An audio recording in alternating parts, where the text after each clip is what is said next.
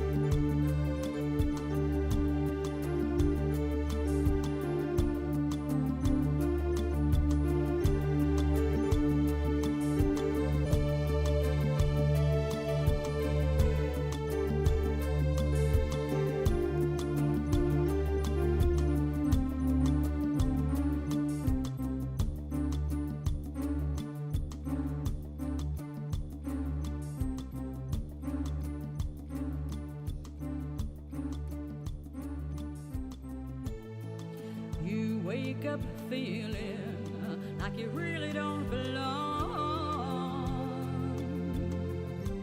You can't explain it, but when you close your eyes you see familiarity.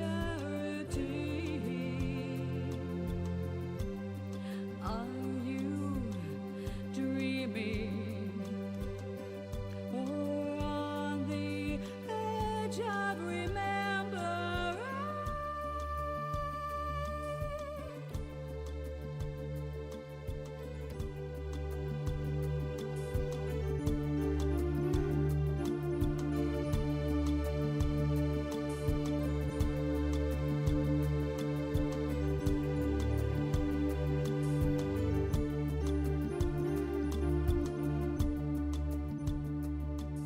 Who will you be tomorrow? And where are you today?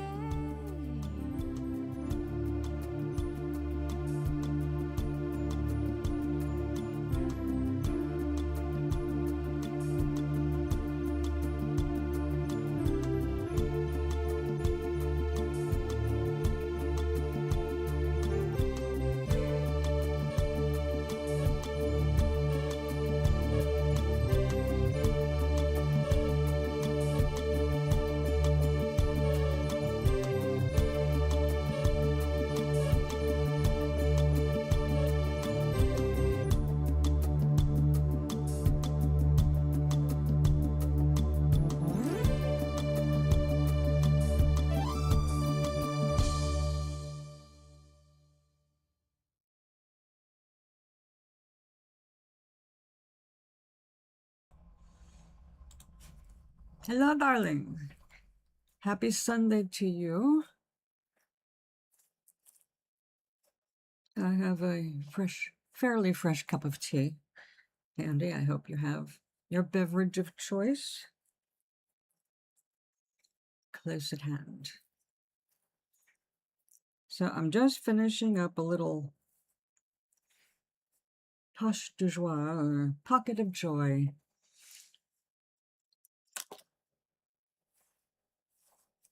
And I thought I would be completing the whole thing today, but I couldn't find a button that was just right.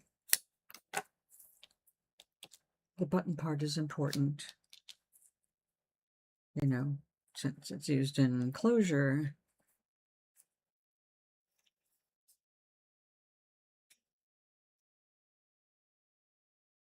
Good.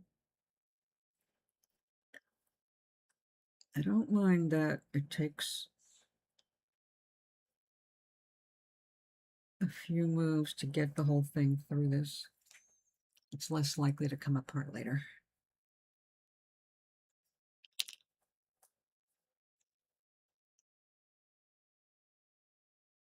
So this purple thing over here on my left, is the purse I made for my friend Maureen. Now, she cannot use something as thin as this because it would just be too much against her skin, which is very fragile. So I just ordered some stuff that's at least twice this size, and that should do it.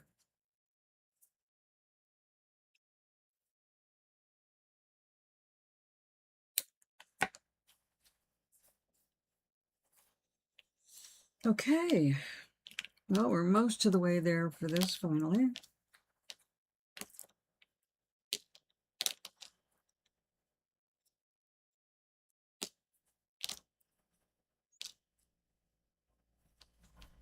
So this is an example of wet felting with the inlays.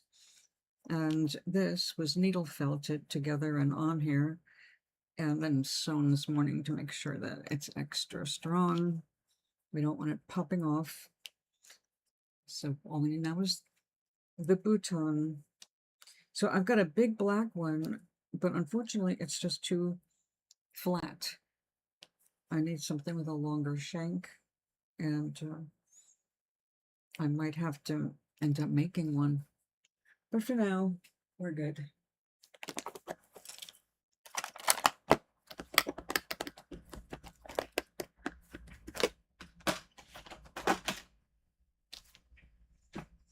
Okay.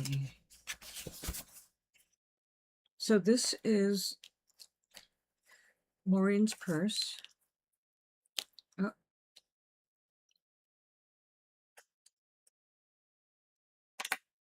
And we're in a little bit of finishing on it before it's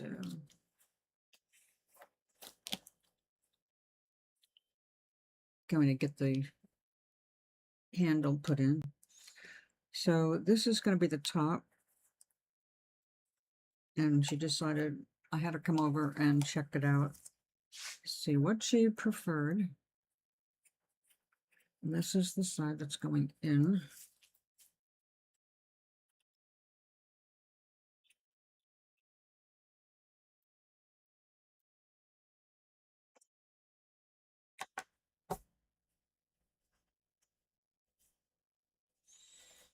Now, the edges will have to be healed.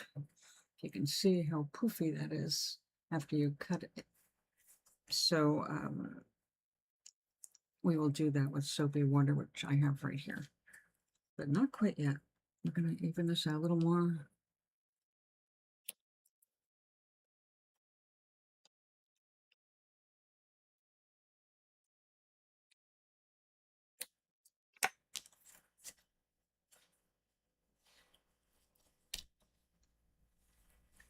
Okay, so that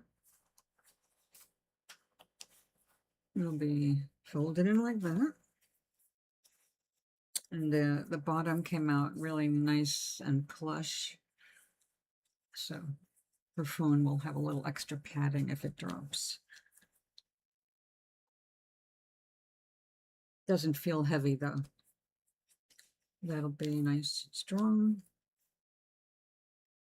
Again.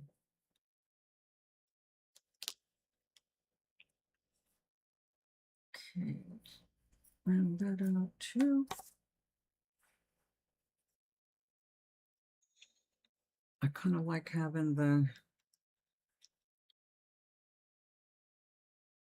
different side.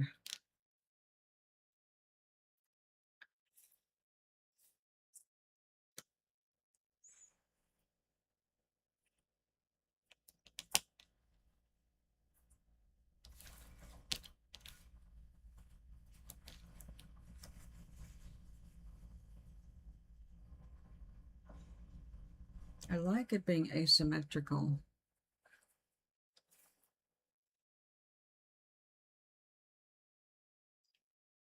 This lines up over here, okay.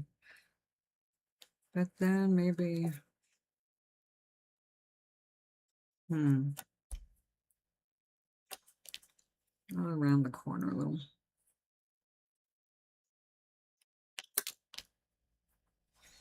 Got a little extra silk hanging off that anyway.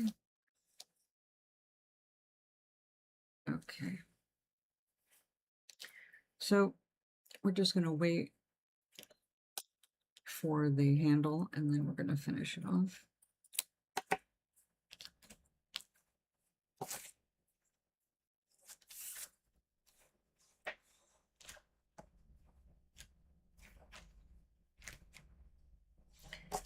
Okay, so I have been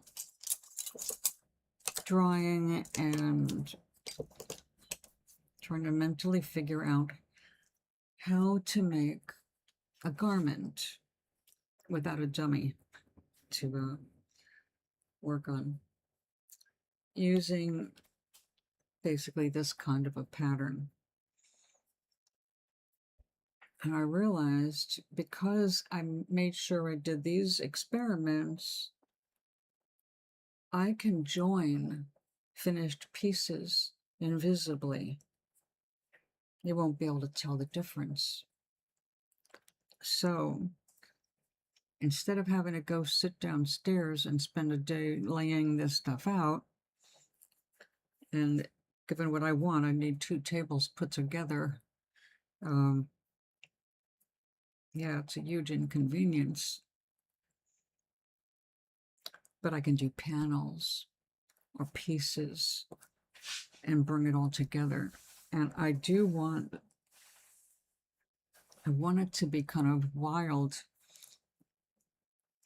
It'll have structure, but initially I want it to be like a cloud around me. I was looking up all these videos on cobweb scarves, and I saw how they were doing them again, which I haven't revisited since I first discovered it and went crazy. And I realized I don't like what they're doing. I mean, I like the finished results, and particularly I like what was done on living felt, because it's the artistry. It's not just the skill, it's what you are doing, along the way. So living felt, there's a bunch of teachers, but the owner, the original woman, whose name I never, I don't remember seeing it listed for me to remember very well. She is the talent behind everything. That she does great beginner projects and introduces everything you need to know in free videos demonstrating how things are done. So she does it the way like everybody is doing it to start with.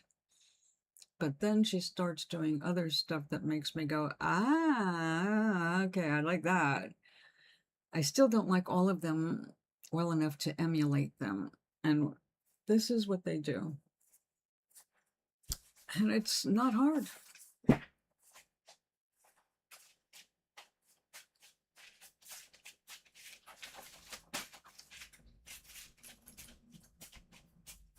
I need my beautiful white bit here because that's going to be cut up using my black and white project. All right. Let's use some of those. This is higher.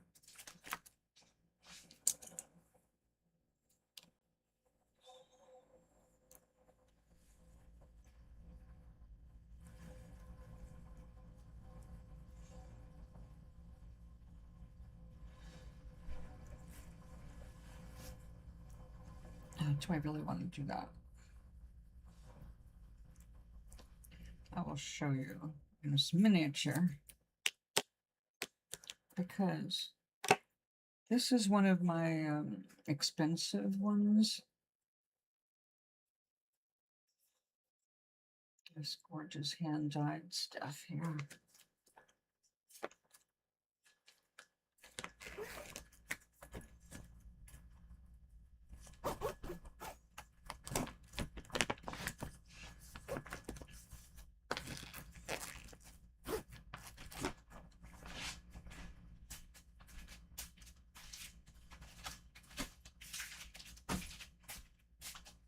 Okay. So when they're doing this, they're getting a long piece of this, or pieces. They lay them out as long as they want the item to be. And then they proceed with stretching it, as you have seen me do now a million times. They just start bringing it further and further out, right? But they're keeping this roving as together as possible, you know, at the same time spreading it super thin. Look at that. Let's pull some of that apart. See where they took it off.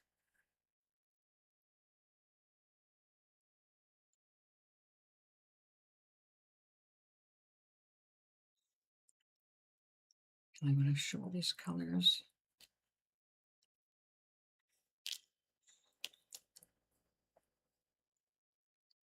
So the effect is beautiful.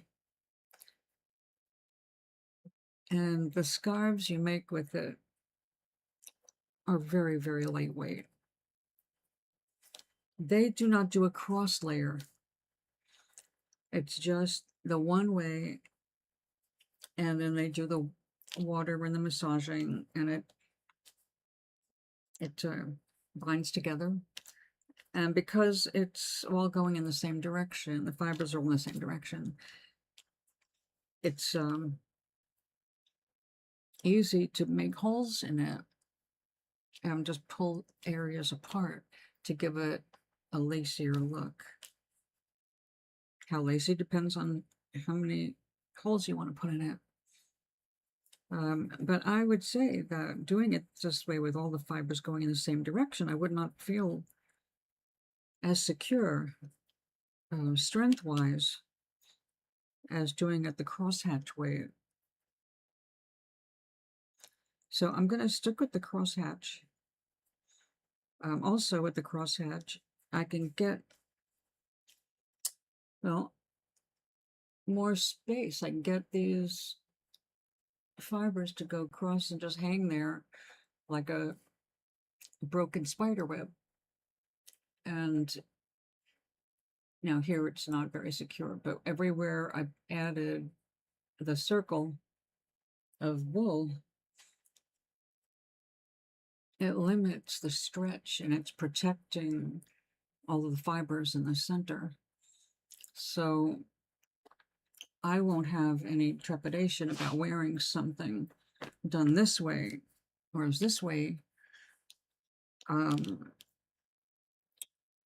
yeah, I'd be a little bit more nervous how delicate I can make it. Like I'm one of those people, I get my things hung up everywhere I go. My fingernails get up, everything. I hang up on things. Which is probably why I don't like touching a whole lot of things anymore.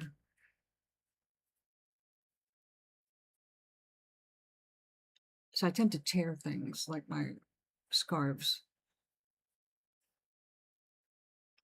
or pockets off of things. Okay, look how fluffy.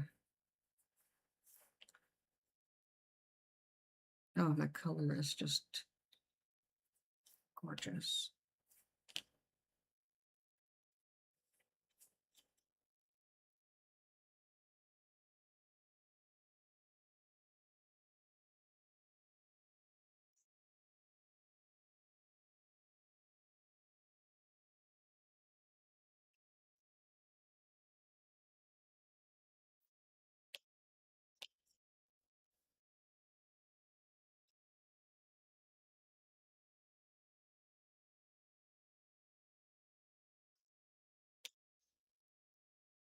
It's very pretty.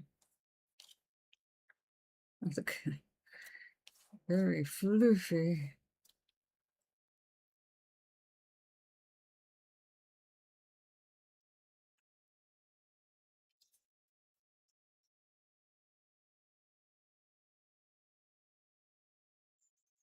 Oh, what a beautiful morning we are having. It's getting a little warmer now, so the air conditioner's back on, but I had the windows open all morning. It went down to 60 something degrees. Like my AC is at 72, 67, open windows. So it wasn't too humid and it felt good. The sky was one of those perfect blues, little poofy clouds, bunch of little, it was like a postcard. It was really a nice morning.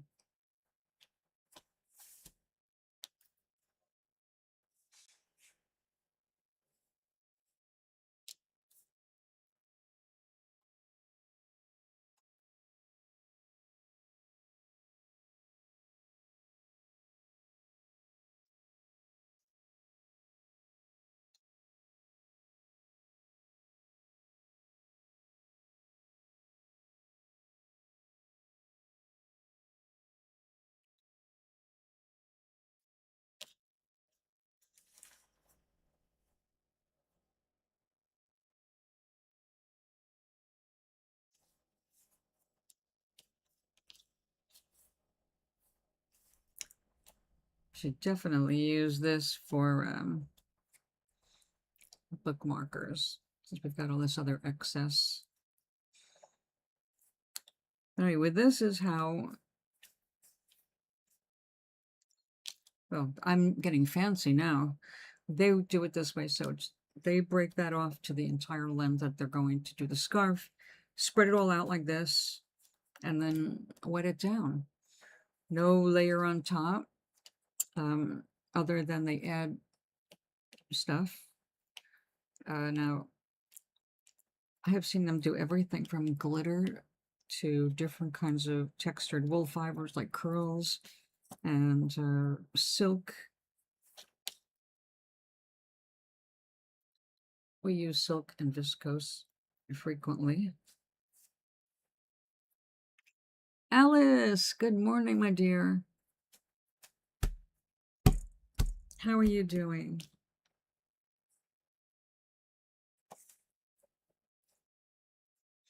How's Mean Kitty?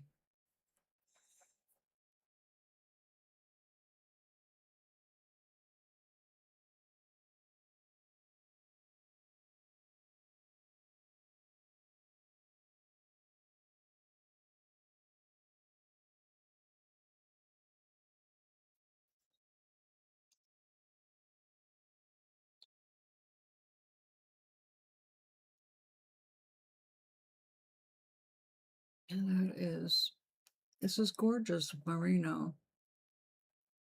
I love the dye job.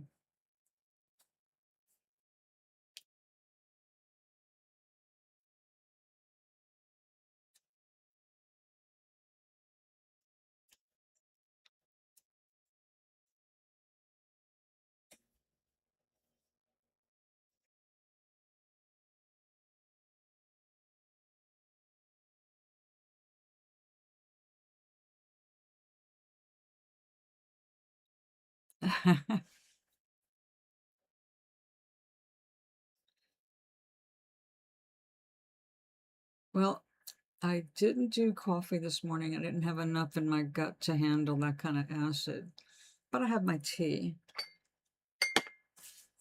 And I finally had one of the Stroop waffles. It's good while it's nice and hot.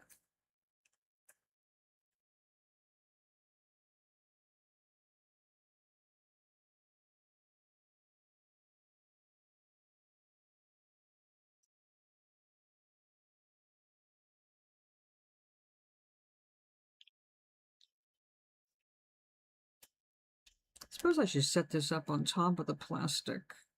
This is like a blanket right here. It's so fluffy and fluffy. That is just, it's like pre-felted.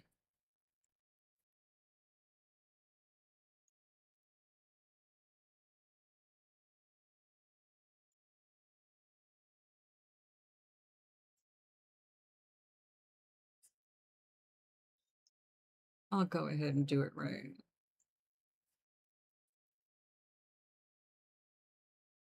It's Sunday, and my brain is overloaded today. You know, when you're pulled in too many directions, you want to do too much, and then you do nothing because you want to do everything.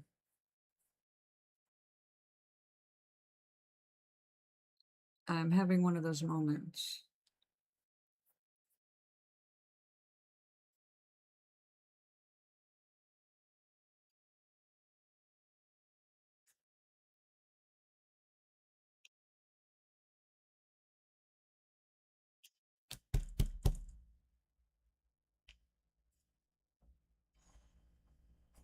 Well, I will go ahead. Before I tear any more floof, let's get the right stuff on the table after making all this room for it. The least I can do is set it up.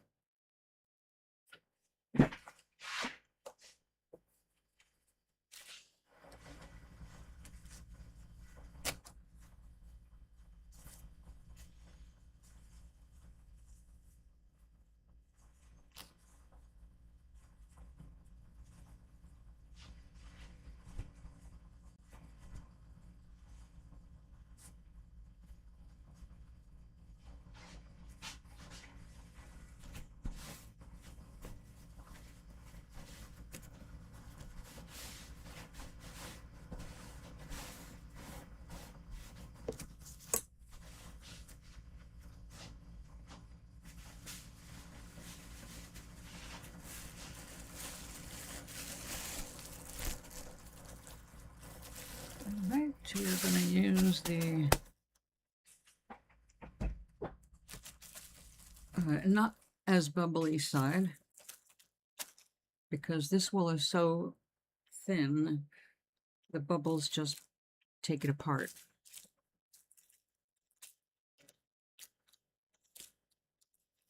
So Maureen's purse came out really nice. I'm waiting. I just ordered the rope for it, so she's got a handle.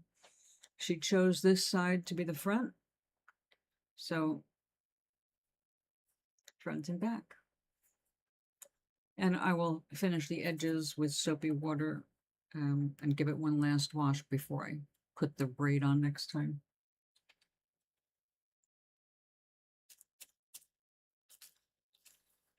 And if you weren't listening in,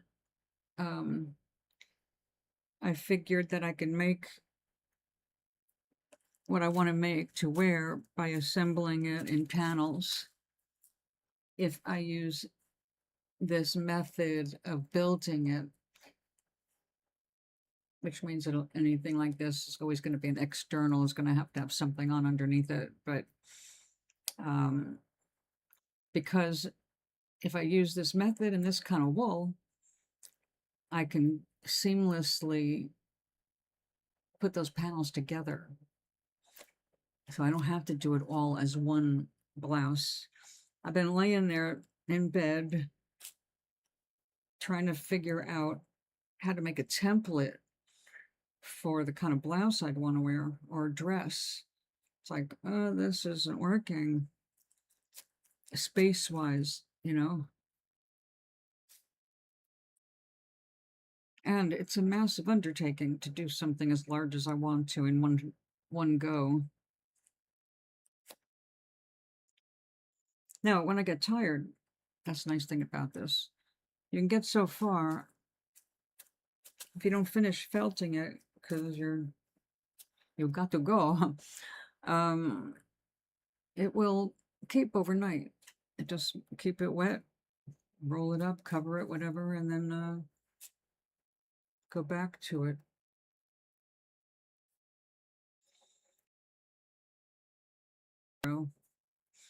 But overnight is not a problem.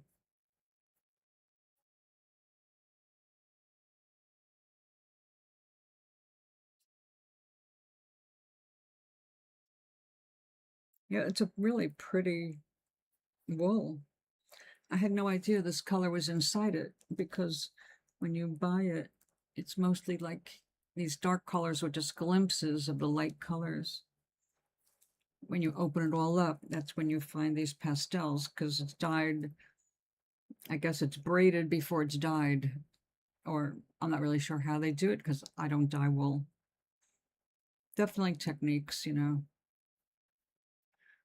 However they do it, I'm pretty sure the darker colors saturate in, and that's why we get the more pastel, because it gets lighter as it goes inward with the white wool. But it's, yeah, the colors are just so beautiful. Oh, and I had a credit I needed to use, and you know how it is. I don't know if you order anything from Temu, but they have a $20 minimum to get the free shipping. And what I needed was like, I don't know, $5. It's like, here we go again. I had a credit for 7 change, which I see being credited, but then, you know, it's like, yeah, this is just a bunch of shenanigans. Just, you know, you're going to spend $25 one way or another. So just figure that in. But in having to pad the order, they had a wool from New Zealand that, like, I want that. That's good. Okay. So it looks like I'm going to get a decent deal on that color. It looks like equal to or possibly a little bit better than what I would pay for the same thing locally. So, and to get it locally, I have to do a half-an-hour minimum drive in one way. So we'll see. They're calling it sky blue, but it looks like it's got white. So I'm hoping that's silk.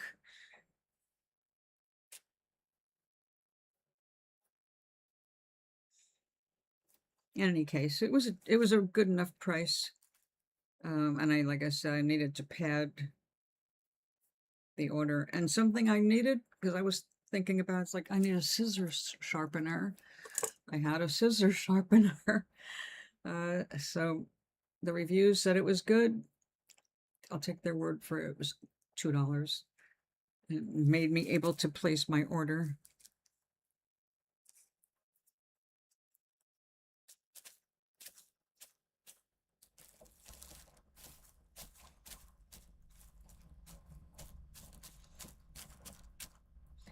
All right. Now, if I was going to do this the same way they're doing the majority of the cobweb scarves I've been watching the videos on, this is it. They don't do anything going across, which is not what I'm going to do, because I don't see how it's going to hold together the way I want it to if I don't do some cross hatching, at least a little bit. And we've got gold, a gold knot. Oh yes, I ordered a gold, a synthetic, well, they're all gold, a synthetic, looks like a little fuzzy kind of a woolish thing. It looks like I could incorporate it in things, so we're gonna, you know, give that a shot too.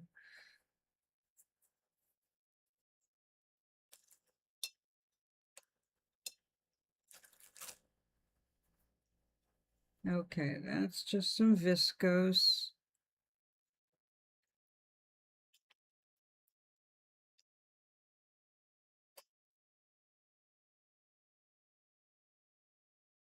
Just a little viscose. Go.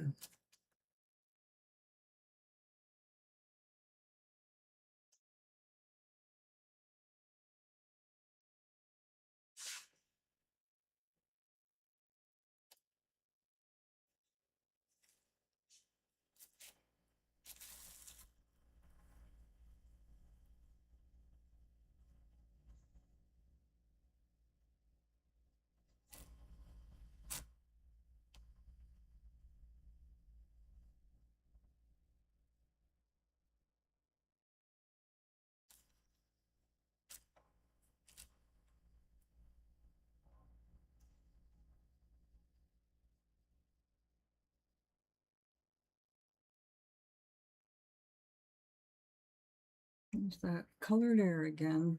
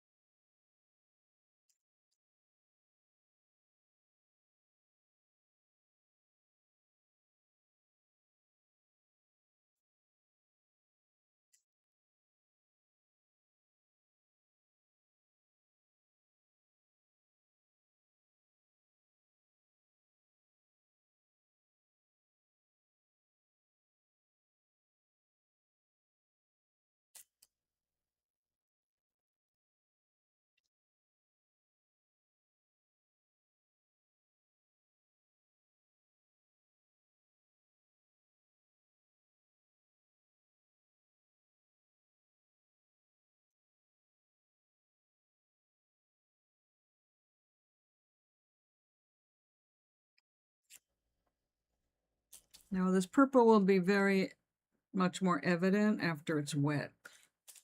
And we see everything flattened out.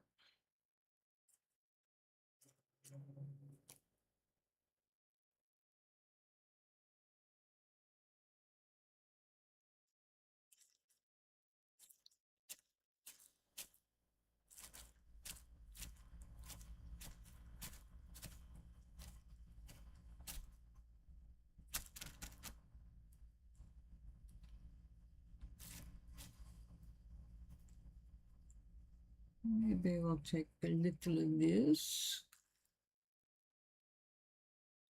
My most beautiful green. Yeah, definitely the 19 micron type.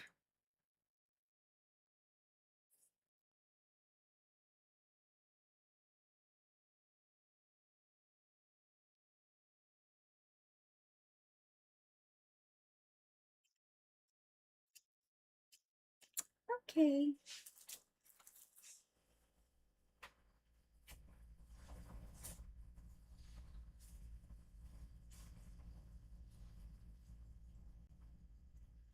Yeah, I got tired early yesterday.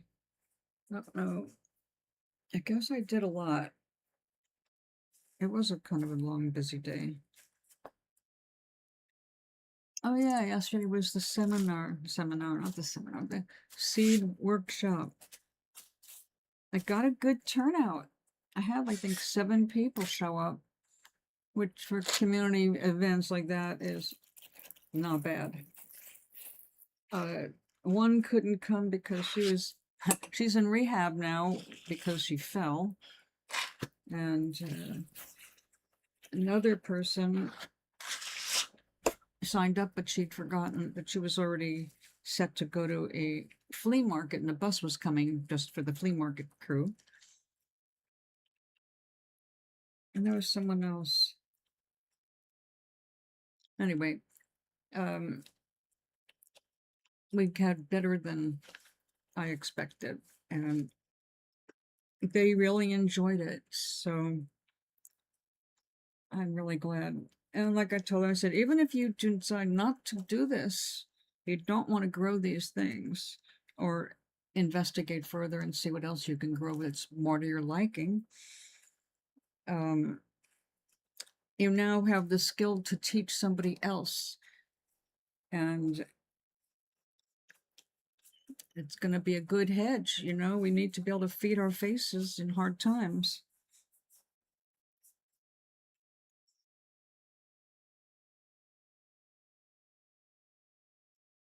So they enjoyed it.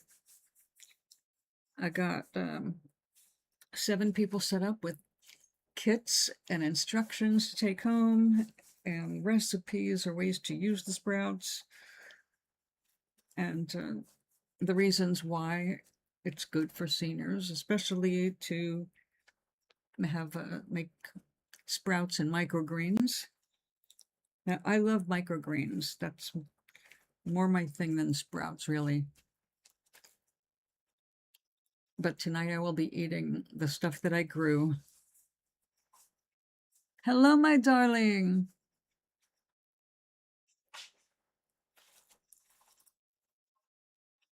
I could not find the song you were talking about, but I did find Olivia, and she is a lovely young lady, and I love her voice. I caught her in the performances with, what's his name from The Cure. How are you doing? It's early, huh? Oh, for me. Believe it or not, well, you probably remember Manal. Sundays was the last show that I kept on a schedule, 10:30 every Sunday, and I did it for until this year, actually. So almost 19 years. We kept the Sunday show no matter what.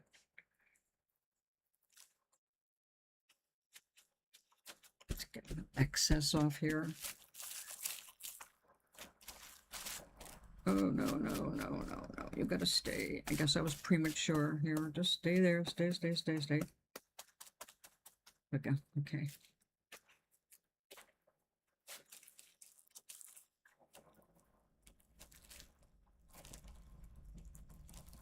All right. We all have our cup of comfort. I have my tea. I had a stroopwafel. Sweet tooth satisfied for now. So I harvested the mung beans and the lentils, and I'm going to get the last crop from my green peas, and that'll all, and a piece of chicken. That'll go into my dinner tonight.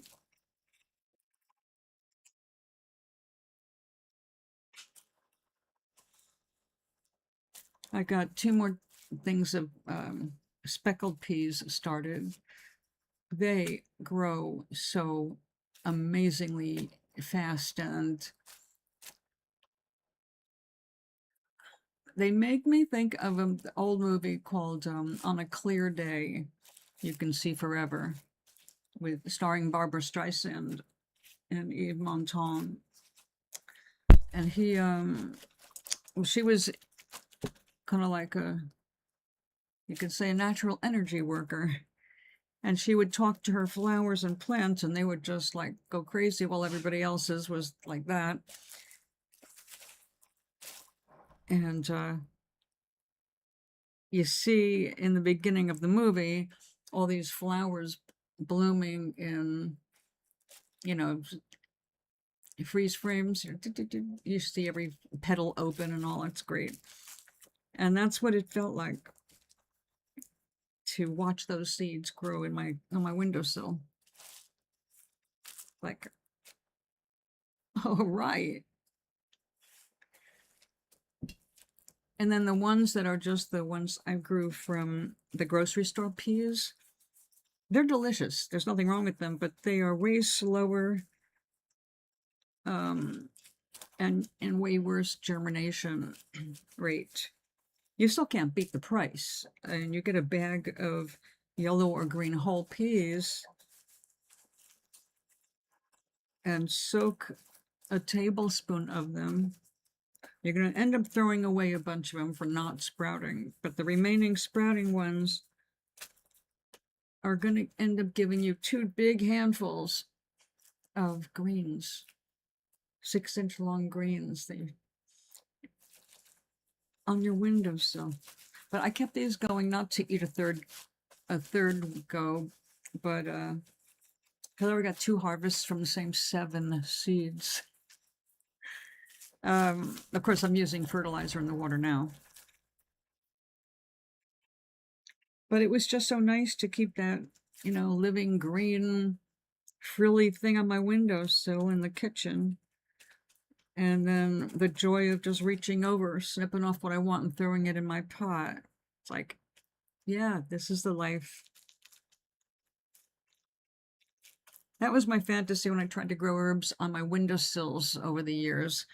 they usually failed because the windowsills never got enough light, or there wasn't enough room for a reasonably sized pot. So I was only going to get this big anyway because the pot's that big. But then once I moved to the country and started growing things in the field and in big pots, way different. Oh my, this is so full of soapy water. Dry out.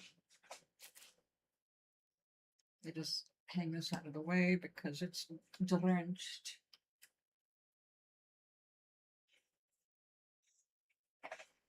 Okay.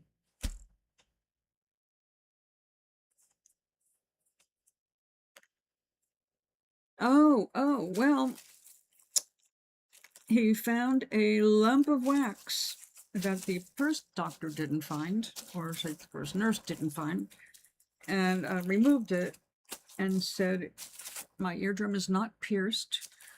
Looks like it's healthy.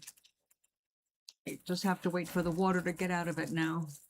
But it's still, it's still in there. The water, not the plug.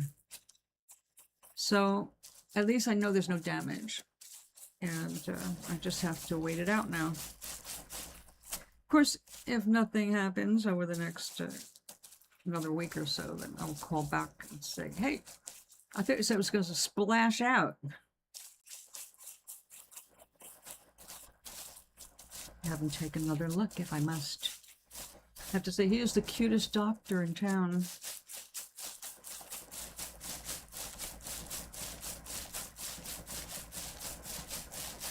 But I think he's young enough to be my son.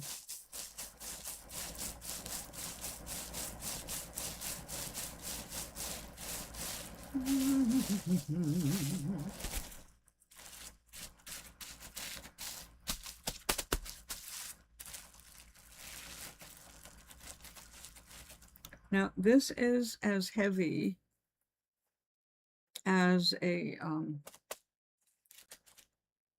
cobweb scarf gets. It's one layer.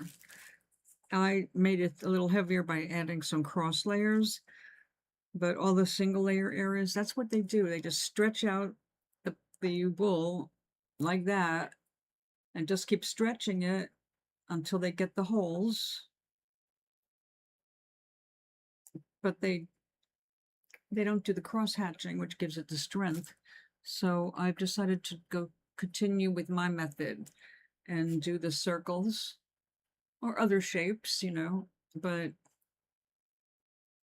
that absolutely keeps the design together.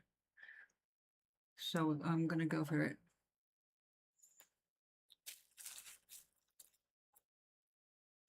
Oh yeah, I was relieved. And see, I didn't feel like it was anything serious. I knew that they blew some water behind the eardrum, and that was giving me my extra hum.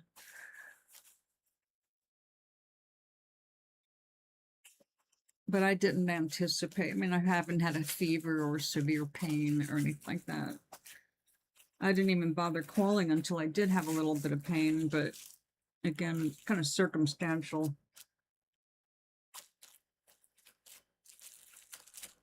Okay, that wants to just tear apart. Not enough there underneath it. I'm going for ultra thin bookmarks because I wanted to just play with this wool.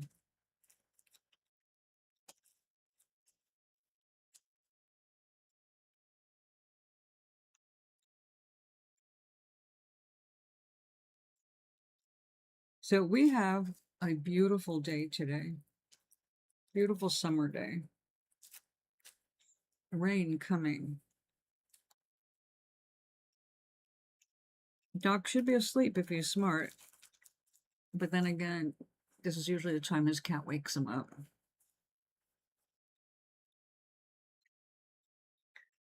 They are expecting a big hurricane to hit Hawaii. But I don't know, I haven't seen the map, so I don't know exactly how much of it is going to affect where he is on Maui.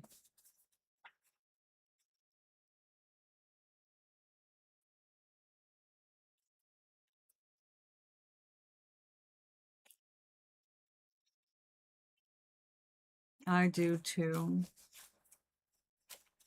I have become very fond of, excuse me, subliminal sessions here.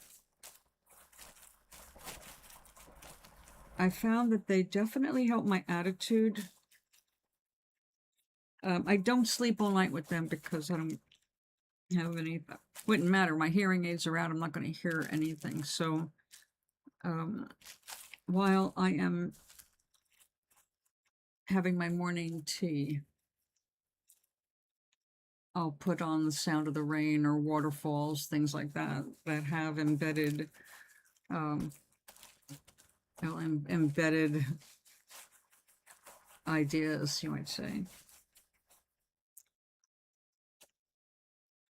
Oh, well, then you would like Seattle, Washington. I considered moving to Seattle, Washington, or just Washington, the Pacific Northwest, home of the mushrooms.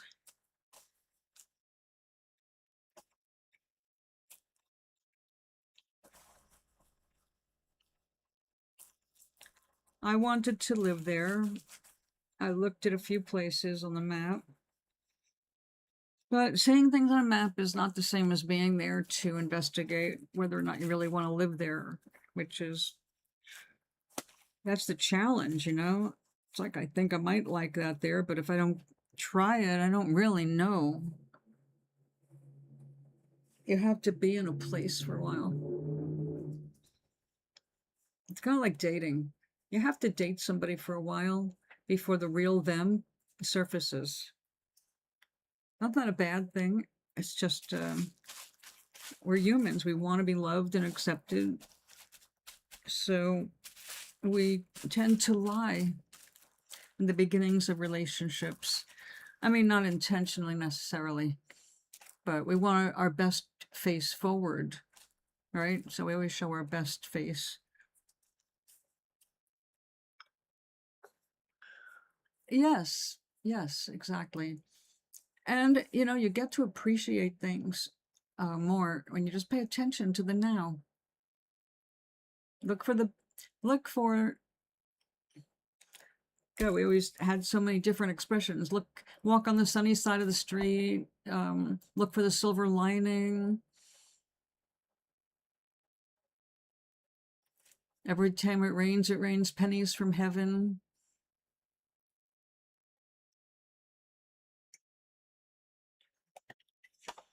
Yeah, you get it. Especially if you're introverted. And look, again, everybody wants to be accepted because that's just a human thing. It's a survival thing.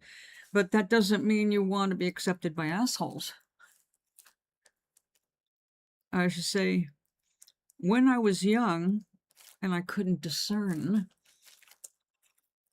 we wanted to be accepted by everybody. I think that's wonderful. I own multiple umbrellas, but they're for the sun. I have one that you cannot wear in the rain. I mean, it's waterproof technically, but it's gold. It's gold frilly flowers, embroidery, and sequins. Inside it's black to keep out the sun.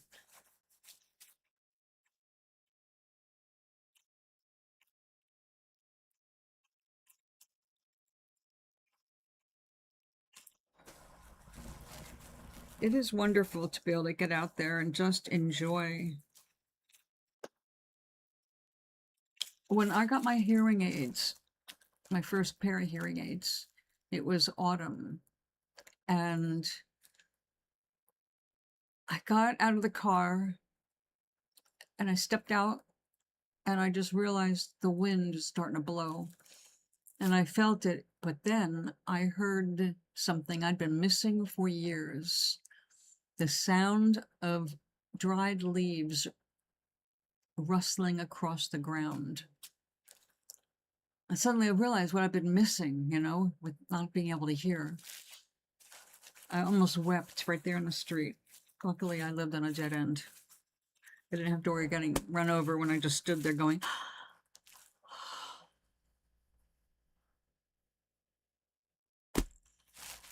it's wonderful.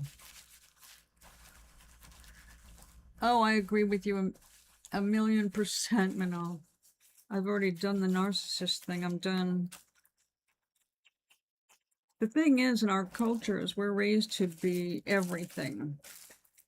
We're not just a wife. They expect us to be their housekeeper, their maid, their baby bearer, the planner for the future. My ex-husband literally referred to me as his left brain, the left side of his brain. And he left it to me to learn everything that needed to be done, make all the phone calls, appointments, etc.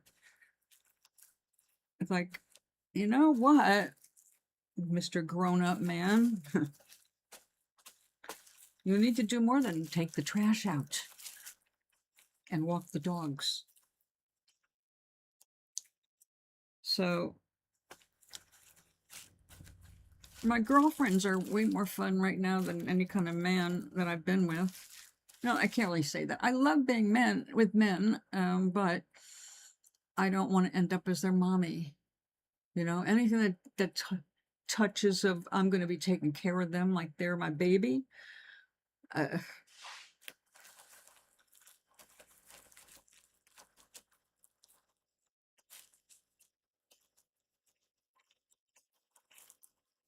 Exactly.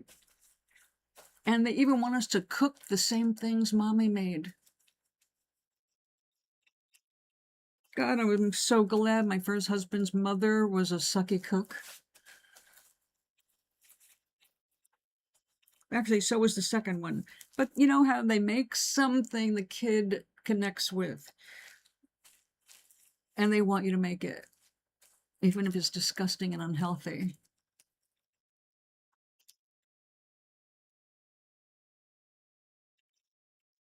Oh, I can think of lots of worse things. I don't see being single as a bad thing at all. I'm thrilled. But there's a really nice guy who was talking to, well, was looking like he was going to ask me out, and then I made it clear that the only thing I want is company, companionship, someone to have coffee with, have a talk with, go for a walk with. That's it. That's where we stop. Done. Got a dog? Great. I love dogs. I'll walk with the dog. And you. That's actually what my first date with Glenn was, walking the dog. And the thing is that we were just talking about this at the Creative Circle on Friday, because there's only one young man there, and he is clearly going to remain a single for the rest of his life.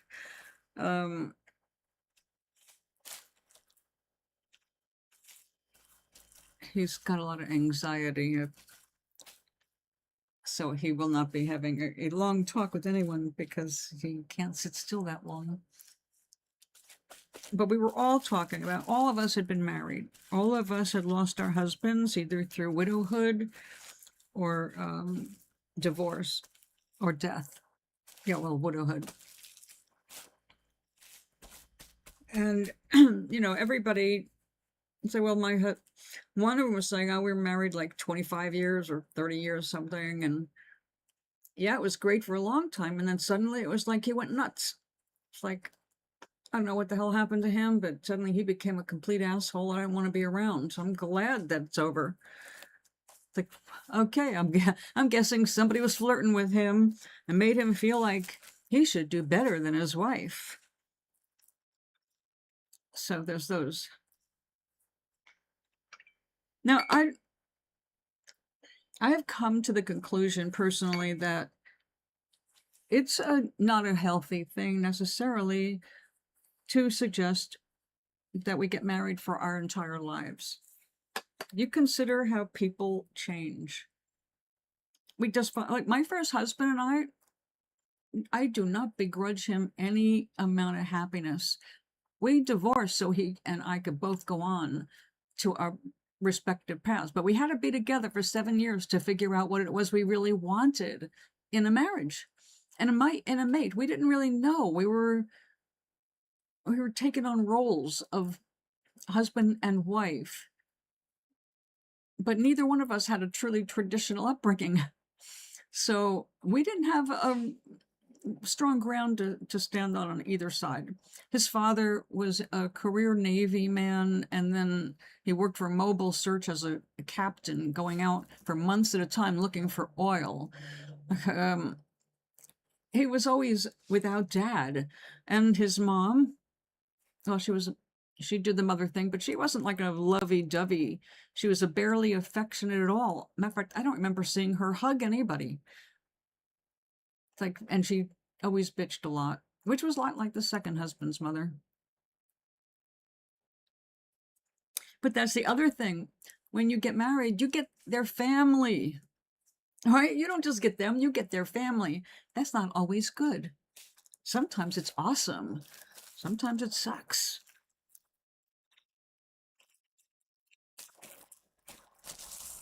I don't think that when we get married really young, the feeling or the guilt people put on us if we want a divorce at some point, it's like, what did I know when I was 20? What did I know when I was 18, 19? I mean, come on. You don't know shit. Don't know what you want in the world because you haven't been exposed to enough of it to make those kinds of big decisions. You need more time and experience. And we don't give kids that. They're immediately burdened with responsibilities. I hear some of the homework loads that kids were getting long after I was out of school. It's like, I used to study my ass off to get on the honor roll. And that took all my time. I can't imagine having more added to that. It's like,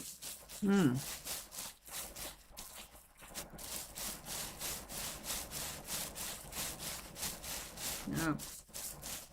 All of us are enjoying rolling over in bed and not touching anybody.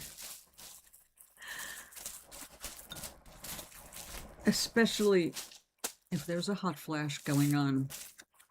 It's like, ugh. At the end, it was like, just stay away from me. Just looking at you makes me sweat. And it's not good.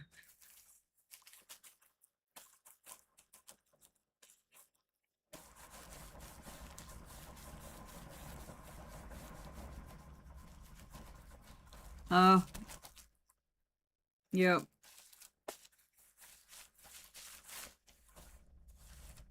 Yeah, if not to put thoughts in your head that you haven't already had, my stance in your position would probably be all about, how do I get the hell out of this country? How do I get away from here?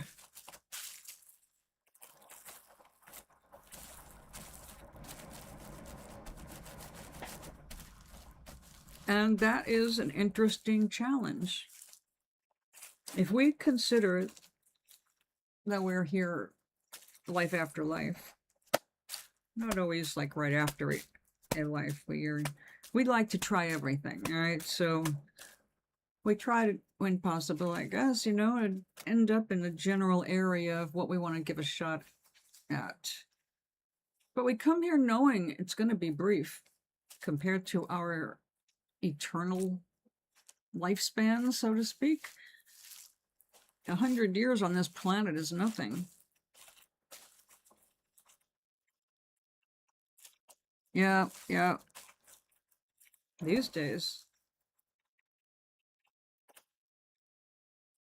And, like you, I was brought up to be married.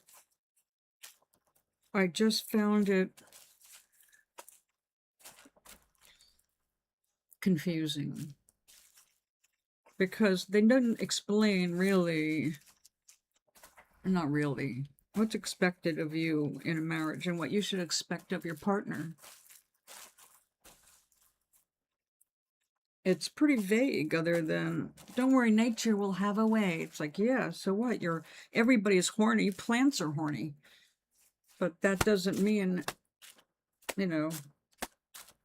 sitting down and having 8 children in a row is a good thing for your body or mind or finances.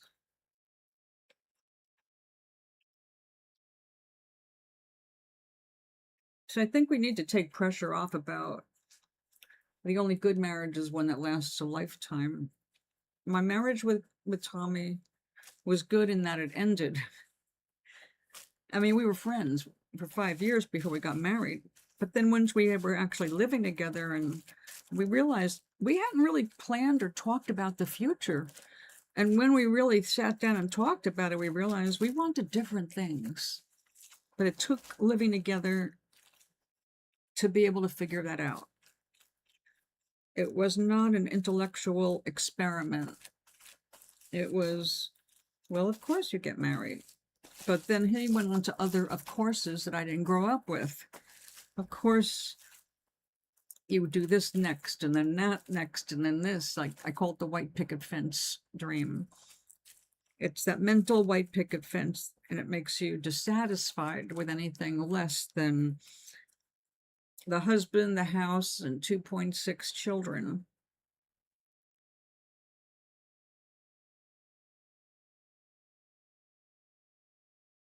Yeah, I think with that, after he retired, they lasted a long time while they're separated, right? Yeah, couldn't stand to have him around, right? I watched that with my first husband's parents too. He was away at sea all the time. She ran the household. When he came home, he wanted to run the household. When he retired, she was like, what? Excuse me, but I've been running this household for 30 years. You think I'm just going to step aside so you can take over? Like you know better? So, yeah. See? Too much time together. It's great when they're on the road. Send back that paycheck, buddy.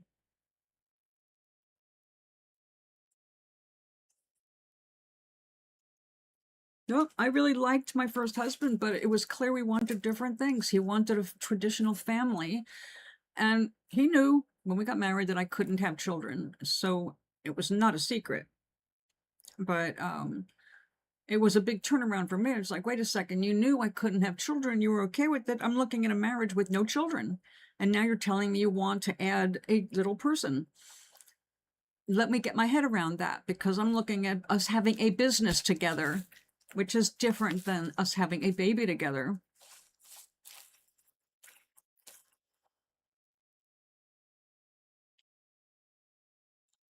Yeah, yeah, totally get it. Until men grow up and start taking more responsibility, but women have to too. Women have to put them in the position of like, I'm sorry, I'm not going to be your mommy. I will be happy to take you to visit your mother for as long as she is alive. I will write notes for her if that's what you need me to do. I will remember her birthday and send her a card. But then again, it's your freaking mother. Write a card yourself. That was another thing. How did we, as the women, end up writing all that stuff for our mates? Oh, it's my dad's birthday. Can you buy him a gift? It's your father. You grew up with him.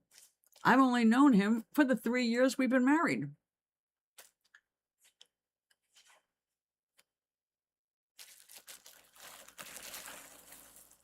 Yeah, we have to do the retraining. And it's so I'd say women have always known how smart they are, because women have had to run things. We've just not been allowed to take power with our smarts.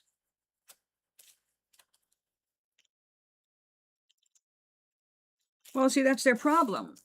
They think everything that they don't want is an overreaction. What we problem has been we've been underreacting all this time. You know, I grew up hearing boys will be boys, and they would let the guys and the boys get away with murder.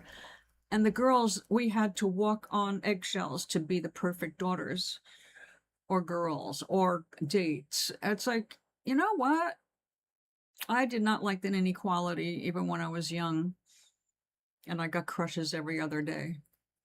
But even in those crushes, it was like, okay, I got a crush on my piano teachers because they played the piano beautifully. always attracted to their creative sides. And if I don't see a creative side, it doesn't matter how cute they are, I don't get turned on. But we've been not raising them to be responsible. Instead, we've been giving them excuses. Oh, boys will do that. It's like, really? So, if a girl rapes your son, like ties him down and makes it impossible not to satisfy her, what do you do to her?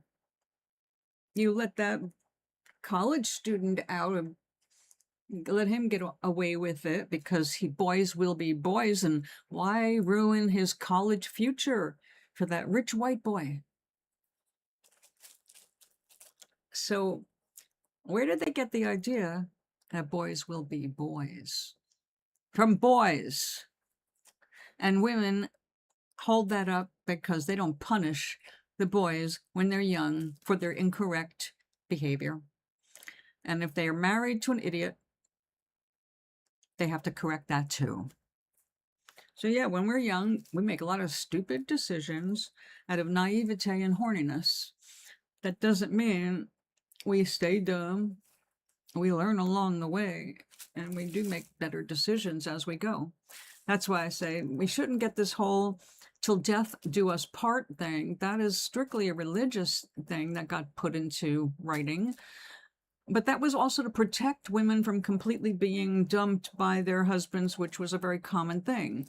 They marry them, get them pregnant, and then disappear. And then the woman is left in poverty to support that child somehow. And she gets caught in the trap of no skills, but a baby. So this is, we have allowed that for too long. And as long as we allow it, well, it's only being allowed because the men are making the laws. The men are making the rules. And if they're making the rules, they're making them to favor themselves and not the other half of the population. Half the population.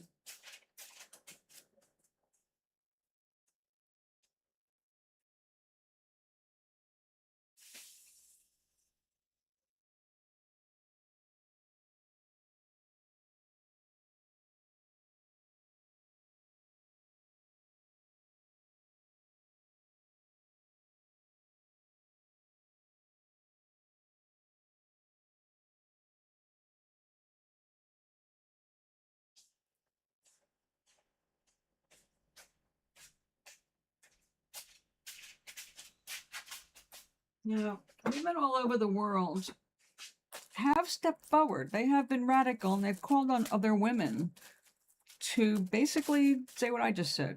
Train your boys and stop the politicians from using our children for cannon fodder. We're not giving you permission to take them off to war because they're our kids. You can't just come and take our children. But of course, that's what they do. Like, that's what a draft is, right? They take your kid. So how did they get around these women rebels? They turned them into patriots. Now you get a star when your kid is killed in the line of duty. You get awarded. I had a friend who has since passed away. She had a miracle baby. She had a liver transplant and she survived it. And at 26 had a baby. That was the miracle. She loved this kid. I love this kid. He was this big when he came to my wedding. Such a good person. But she was ready to send him into the army. It's like, why would you do that to your only son? Because she sees it as an honor to give up your child to the wars. It's like, I don't see that as an honor. I think you should be a conscientious objector to the war and say, no, we don't want everybody being killed. We don't want war. But she saw it the other way. She saw it as an honor to lose her child in war. So I just have no ability in me, I guess, to really understand that mindset, that it's okay to give up your kid. Just, here you go. You need to kill him in the name of your cause. Okay, it's not like, you know, fighting people here on the homeland grounds. It's like we're shipping them overseas to die. It's like, no, I can't go along with that.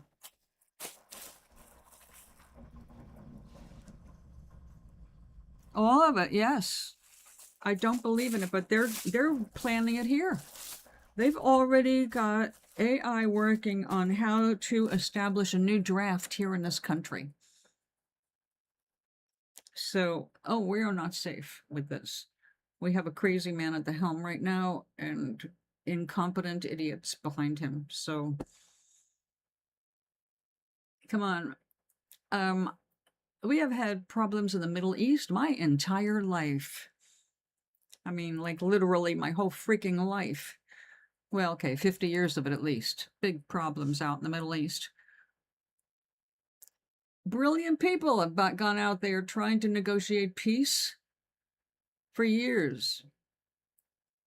And who do we send? Real estate developers. Real estate developers. Come on.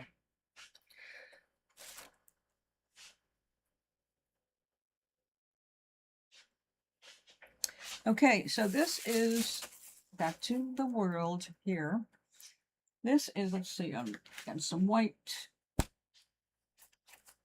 You can see how thin this is. So it is a very light, it's wet right now, so it's heavy, but you can see how transparent it is. So that is the traditional cobweb scarf, and then some, because I put the cross hatching here and there because I want it to stay together. Now, this is just going to become bookmarkers because I don't really have a use for this.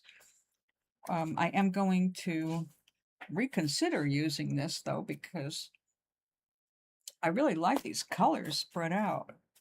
I was less enthusiastic looking at the whole knot, but spreading out, I like that. Anyway, yes, you know, I get sad when people tell me that there's no hope for our future. That's a lie. Every choice we make, every moment, it matters. It counts. Every person saying their prayers for other people, that matters. Even if you are not into worshiping a deity, but you recognize the source of all things as being the greatest information aggregator of all time, there is hope. There is always hope. We are very determined as a species to continue. We're just going in a wrong direction right now. Not completely wrong, of course, but in some ways we've just gotten off track because billionaires got the ability to call the shots. But aside from that, we have been going in some excellent directions, and the world is getting better in many ways. We can't lose sight of what we've achieved or what one person alone can do. Now, yeah, it is right now, we are seeing a lot of messed up stuff. But part of that isn't just what we're doing, it's the fact that we are getting all the information at once. We're getting the whole world full of information. 10 years ago, we didn't have the entire, well, I guess a little longer now, because after all, I've been on the air for 19 years, so yeah. I keep forgetting that I was around when the internet was first connected and the first modems for dial-up. Information highway has become not just polluted, but overrun, and it's getting people overwrought. We don't need to know every tragedy that happens in the country simultaneously, right? We don't have the ability to do a damn thing about it. And if we get all caught up with what's going on in another state that is not affecting us, I'm not saying be ignoring of things. There are larger issues that are multi-state, but there's just a lot of things going on. stay local. Stay local. Support your local businesses. Support your neighbors. Find out who your neighbors are. Because in all of your neighbors, you're going to find some who are genuine dicks and some who are real angels. So, don't give up the angels just because of the dicks.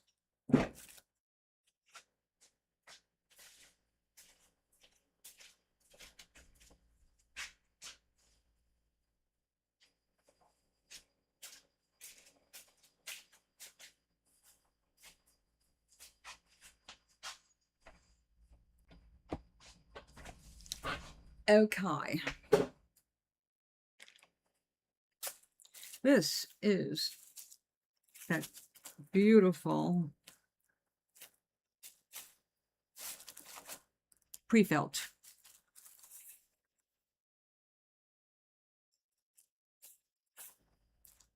Oh, okay. Are you coming back or am I singing you to sleep?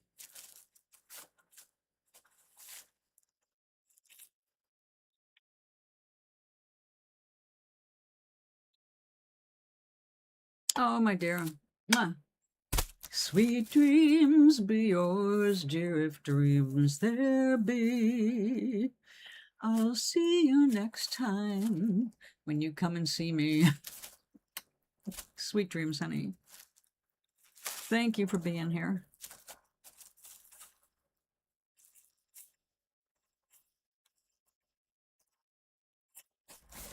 I think I'm going to have to get a ruler and a watercolor pencil for this.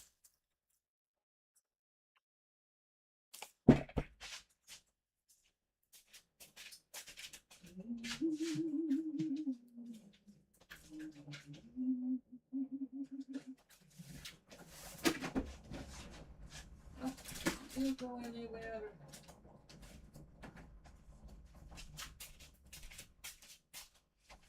I have a wall of art supplies and I don't want it to go tumbling down.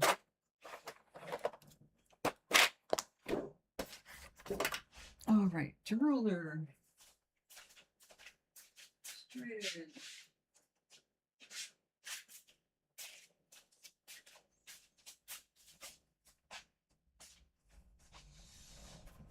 Okay, so this is actually two-sided. This is the coarse white, and this beautiful identical side to the eye is the fine merino. So this is nice and silky, and this is the kind of wool that makes you itch. Now I need to get a little water for my watercolor pencils. Hold on. What have we here?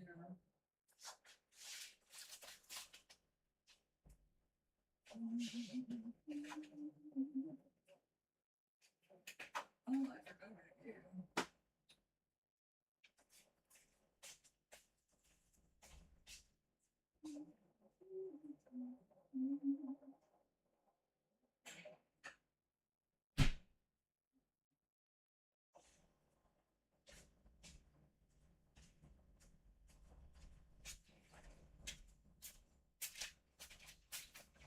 Okay, so this has shrunk as much as it's going to shrink, or mostly. It's like 90% shrunk. And now I need to make, well, let's see. I don't want to use Sharpies because I want it to wash out. So watercolor pencils will help me with the design.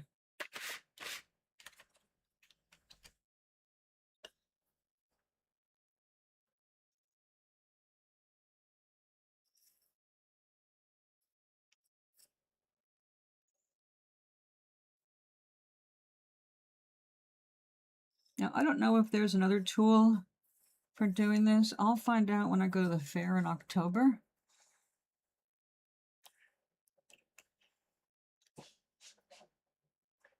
Like I said, you need to wash out.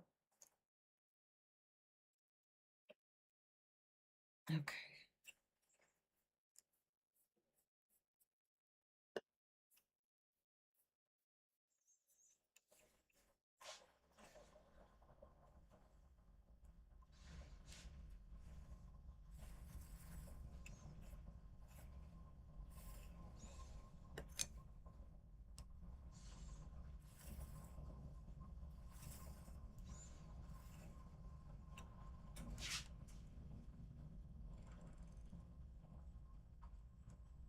Trying to use the iPad. Cyrus says no. Good morning. So Cyrus says him first, huh? So are you going to get any of this hurricane water or what?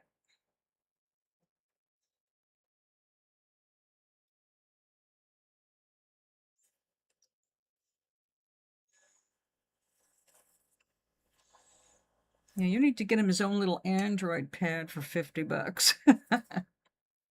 Or see if you can wish it into existence and maybe somebody will donate a little pad to you. So I know they're going pretty cheaply because I had to order one for one of my neighbors. And she definitely did not pay much.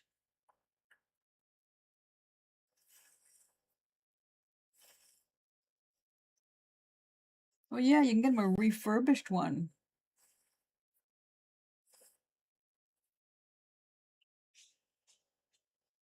It's even cheaper, but it's been inspected, so you know it's going to be good.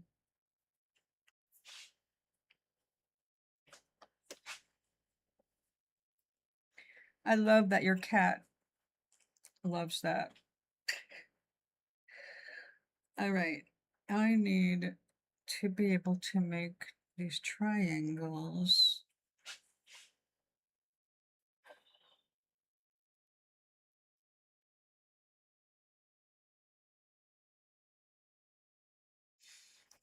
Where, wait a second.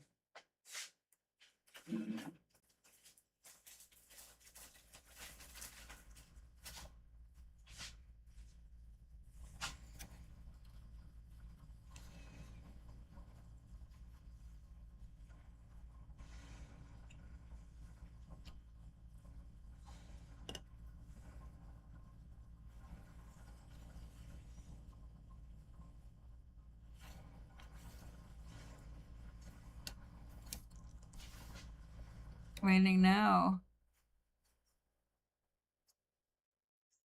Well, I'm glad it's mostly rain. You don't want hail. It'll destroy your garden.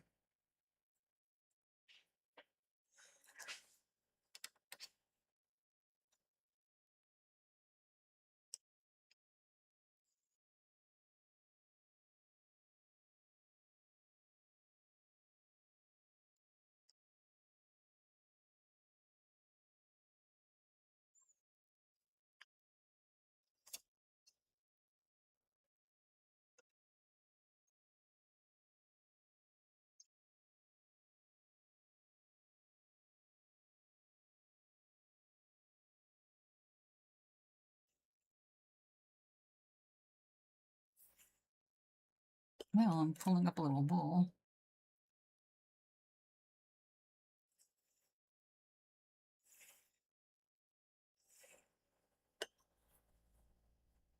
I'm making it like a felt tip.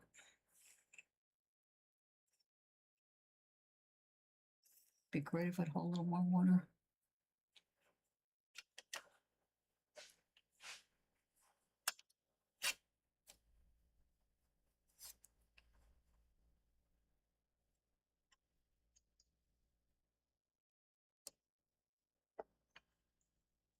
Yep.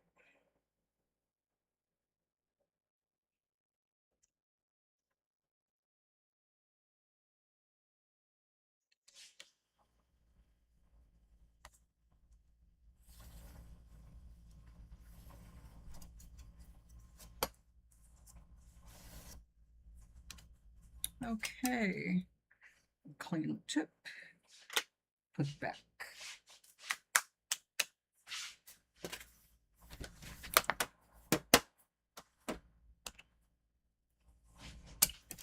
And we got bigger scissors for this.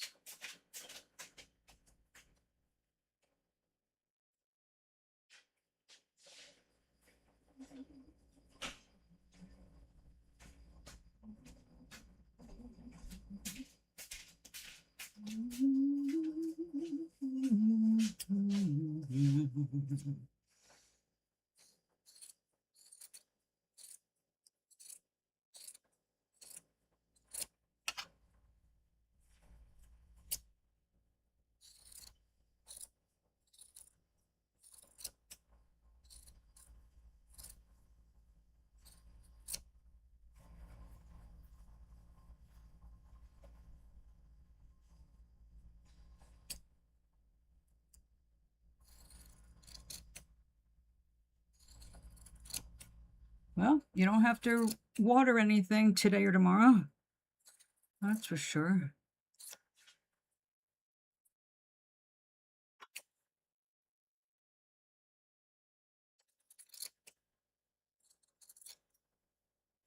Hope you don't get any flooding.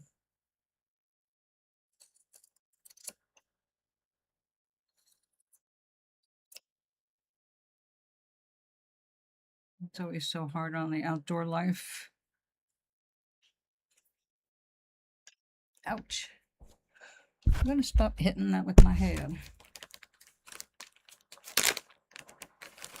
Okay, bits of pre-felt.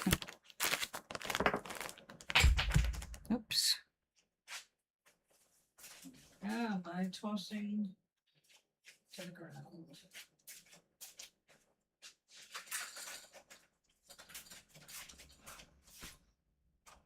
Something of glass, of course.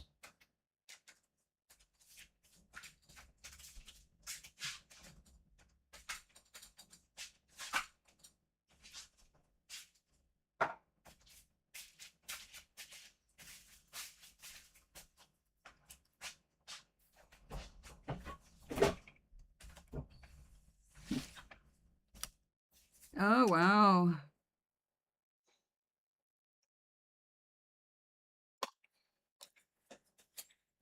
That's a lot of rain.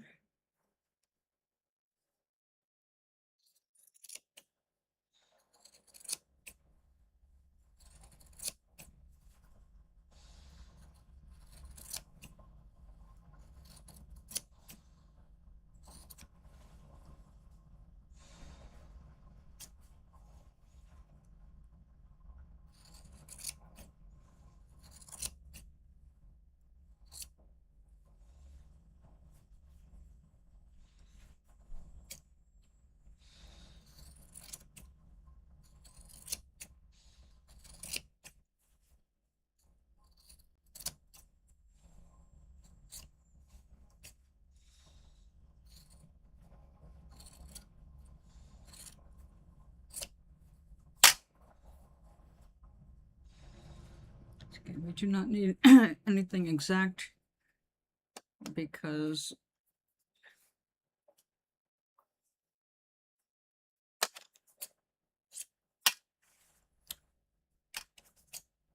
everything's made cut up into angles. Dark outside. Oh yeah, that sounds like a hurricane. Hurricane skies are dark.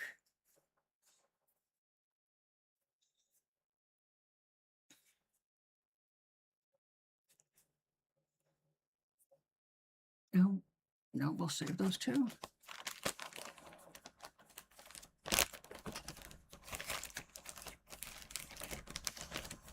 It smells like someone's having a cigarette in the hallway.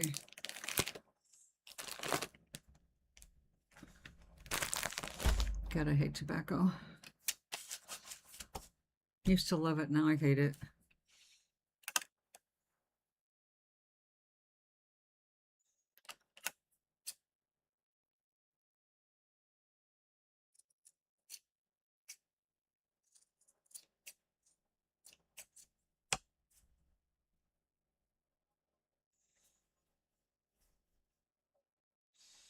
Okay, so what I'm gonna need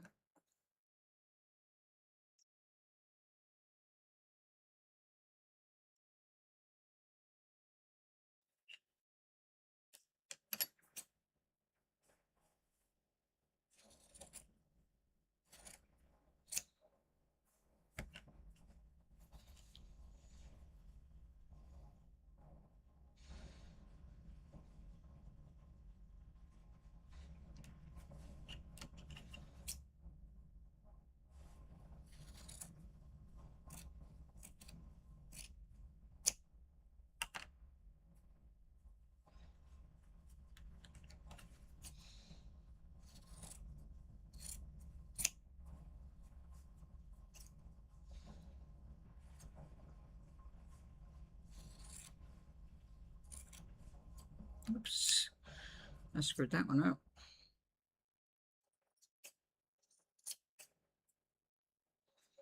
They're trickier when they get small. That will not work. It's too fine at the end.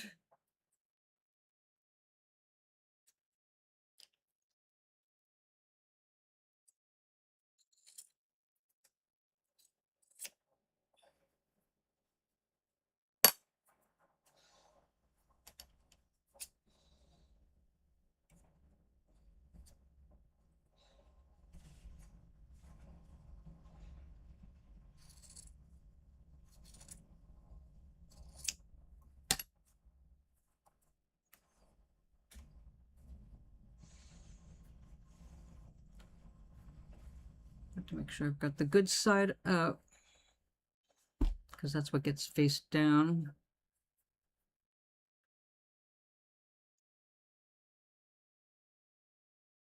Hopefully. Not me. Not me what? You always lived here.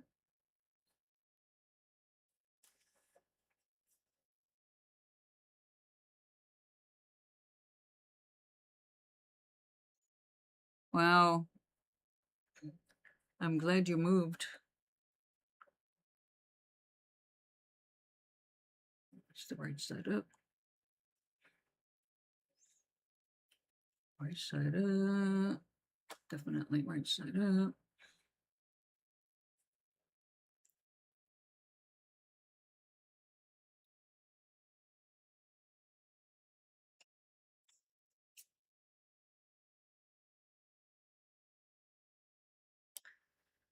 Well,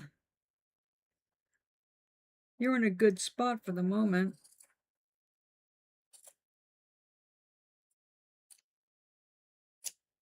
Better than where you were, circumstance-wise.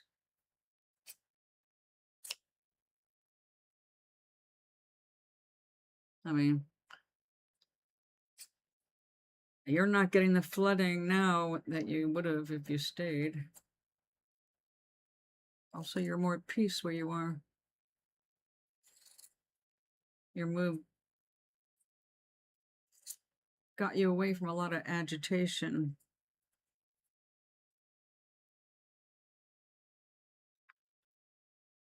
Peace is very, very important to our minds.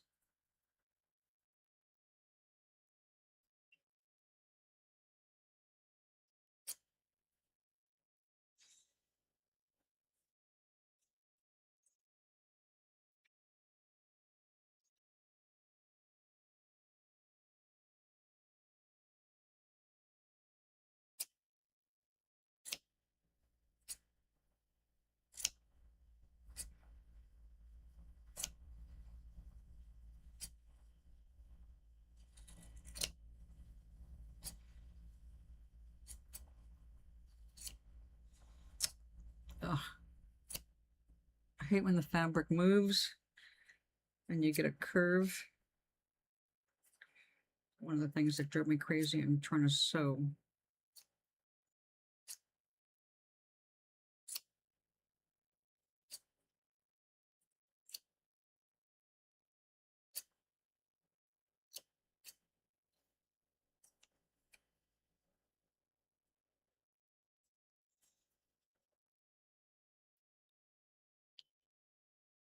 Oh, the smoke in the hallway. Well, you know, like I said, I was addicted for many, many years, and I always loved tobacco. I didn't quit because I didn't love it anymore. I quit because of my lungs. But one thing I did not expect was a growing,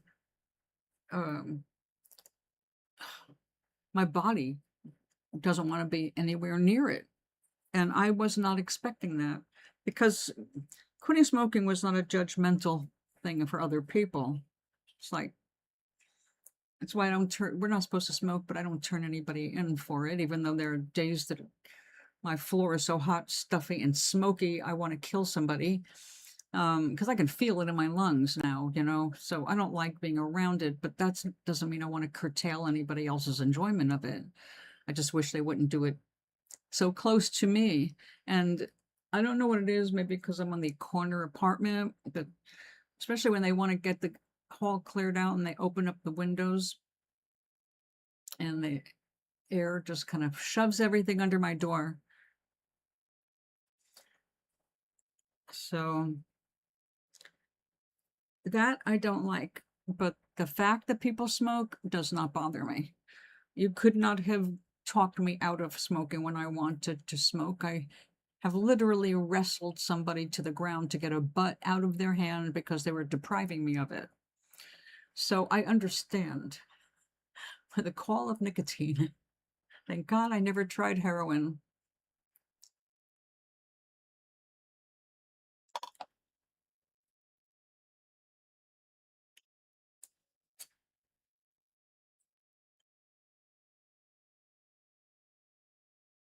The funny thing about it not trying heroin, that has to do with my father, 100%.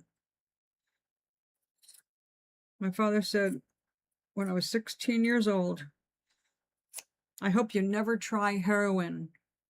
I'm afraid you'll like it too much. That stayed with me. That struck me. Like, I'll like it too much. And then when I went working with junkies, I found out why. And my father was right. I think the ability to escape the current pain in your life, physical and mental, that's a powerful attractor when times are hard. And so I'm really grateful for those timely words. For some reason, like I said, they work. Now, I did see real life examples, which is what made me go, I don't want to be like them, where, they were junkies, they were teenage junkies, and they had babies, and, once they had a record, trying to find work was impossible. It was a hellish life, and I didn't want that either. So I did see real life examples of why not to get addicted to a drug. But it was really my father's words that did the most, had the most impact on me.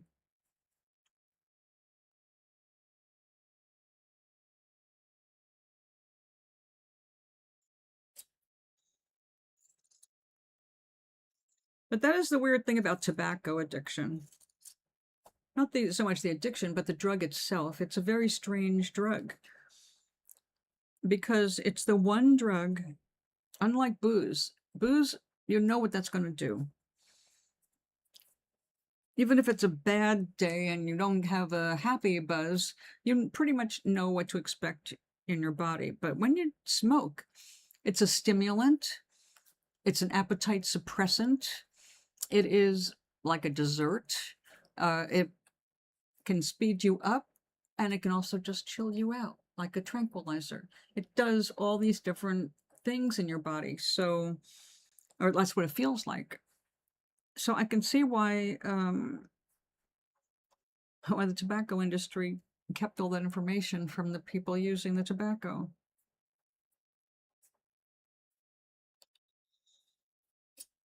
I remember doctors advertising it. We used to see doctors smoking all the time on TV back in the 60s.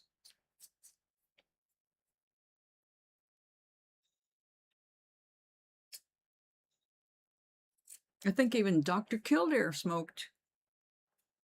I can't remember for sure now, though.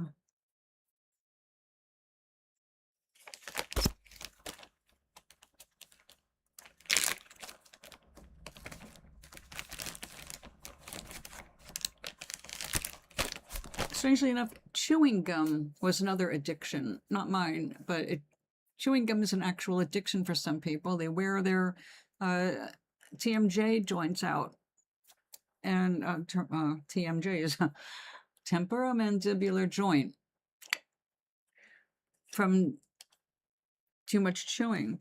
But chewing gum on the factory line was encouraged when it was associated with greater output on factory lines. Then suddenly it was okay to chew gum.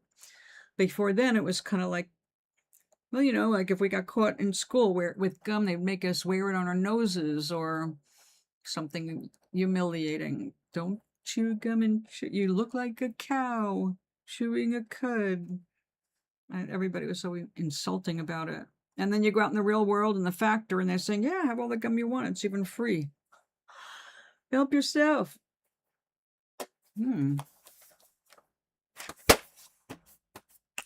Anyway, I'm going to go put these away.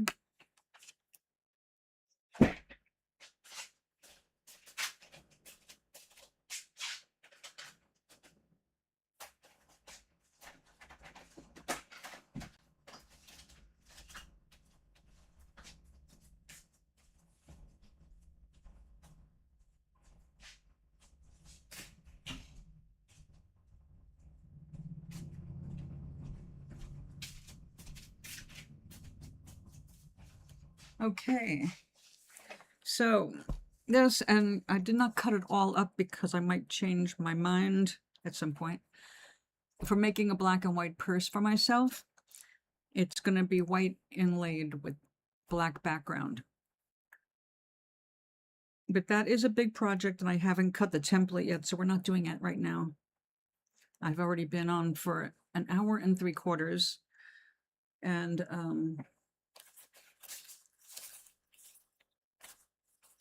I should probably be thinking about lunch.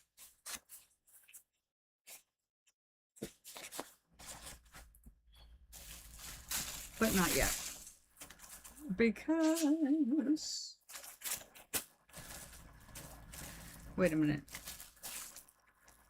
I think that's perfect. Let me make sure I've got a piece that doesn't have a perforation. Yeah, that's perforated.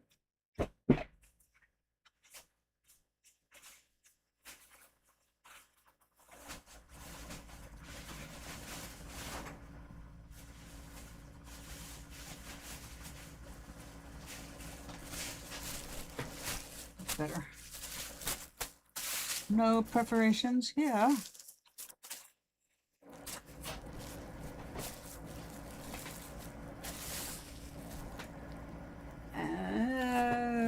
Okay, here we go.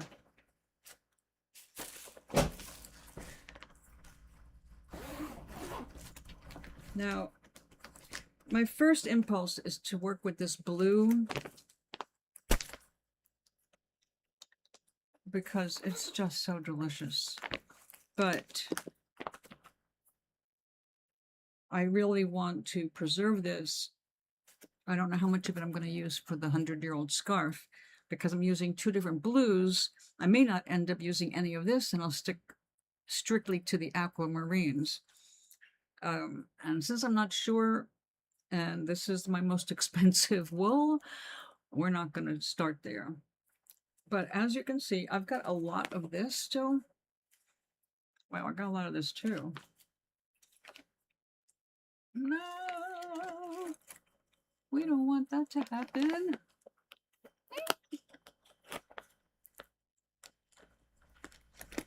Wool fiber is getting stuck in a zipper. God, that's gorgeous. Now, I'm going to put that back.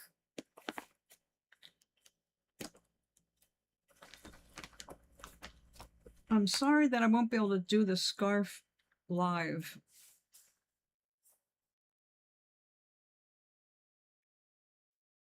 Okay, I'm going to put this in another bag altogether.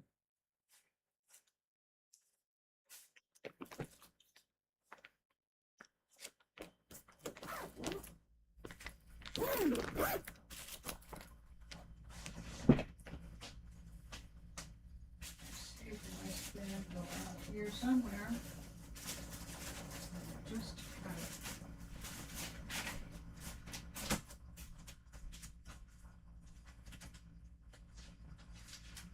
sample it.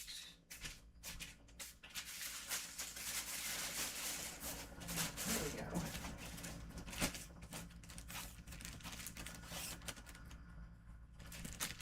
These bags have turned out to be very useful. Every time I buy something from Temu, If it's fabric, it comes in a bag like this that has slide and usually a couple of holes.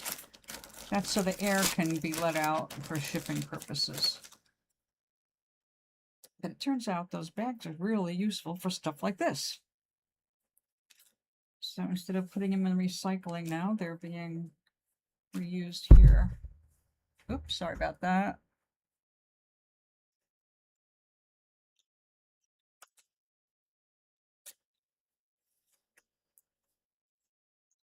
So basically, if I was going to do the traditional cobweb, I would just take this stuff, lay it out as long as I want the scarf, and then just spread it all out and felt it that way. But as I already said several times, we're not going to go that way. We're going to be more complicated and time consuming, but I believe will ultimately yield a better product. And since I'm going to be the one wearing it, I want to make sure I like it a lot.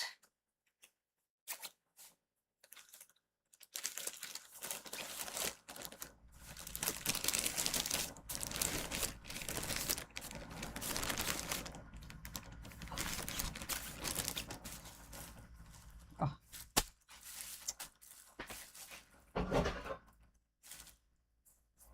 I totally get that. When I was in Yonkers still, that was my nickname, the Gypsy. But that was in part because every time I got another job, I took another furnished room closer so I could walk to work.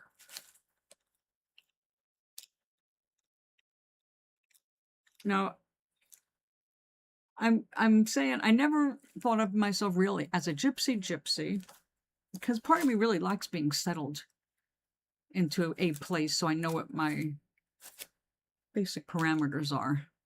I didn't really like anything being open-ended, and yet I lived all over the country. I didn't plan it that way. It just worked out that way.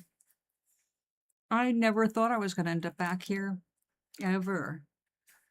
I did want to come back after living in California for a decade. I did want to come back east, but I didn't know where back east. I was actually thinking more like Pennsylvania, but I didn't know anybody in Pennsylvania. And I didn't even know, I didn't know what I was going to do. But then I met Glenn, and it turned out he had a very strong drive to leave California.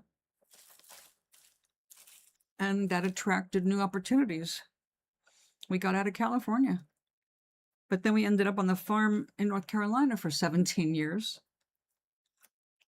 Again, I wanted all of these things. I'm not complaining at all. It's just I wanted them at different times. I did end up in Pennsylvania, but not the circumstances that I would have liked. But I did wish for a long time, and not because I knew anybody in Pennsylvania or really a whole lot about Pennsylvania other than looking at the map and going, see all those trees? See that water? That's where I want to go. Trees, water, lots of trees, lots of water. That's where I want to be. And actually, when I was driving through Alabama, it is gorgeous, Alabama. Now, I went through Birmingham. So I don't know what major route is that goes through Birmingham when you're going cross country, but that's where I was. Where was the first place you ran off to? When I say run, I'm using that loosely.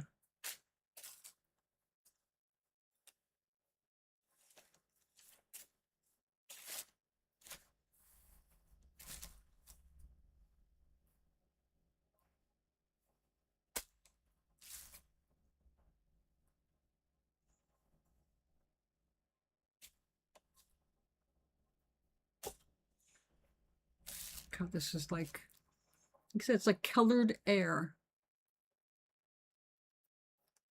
This happens to be, most of that is silk, so.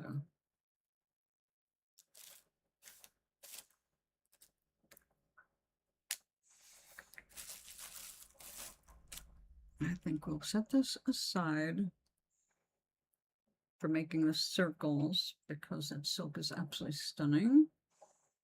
All right, I need a place to hang my fibers for the next phase.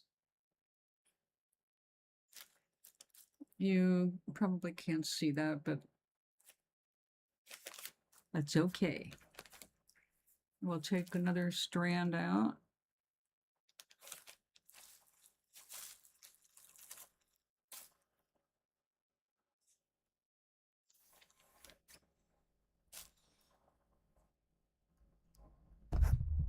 Oops, sorry again. I keep hitting the microphone. I don't mean to do that.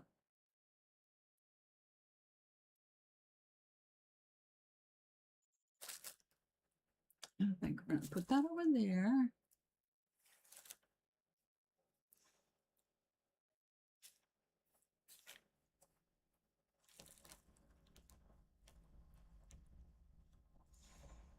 I think Maui's been around. You've been around, I've been around.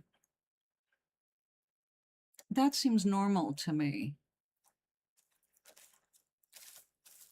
But 50 years ago when I moved here to this town, which I'm not going to mention, oh man, that was one of my dream towns. I did want to go to Boston. I didn't make it quite as north. So much going on there. Definitely for people who are curious about everything. A lot of schools, a lot of galleries and museums and the sciences, the whole area.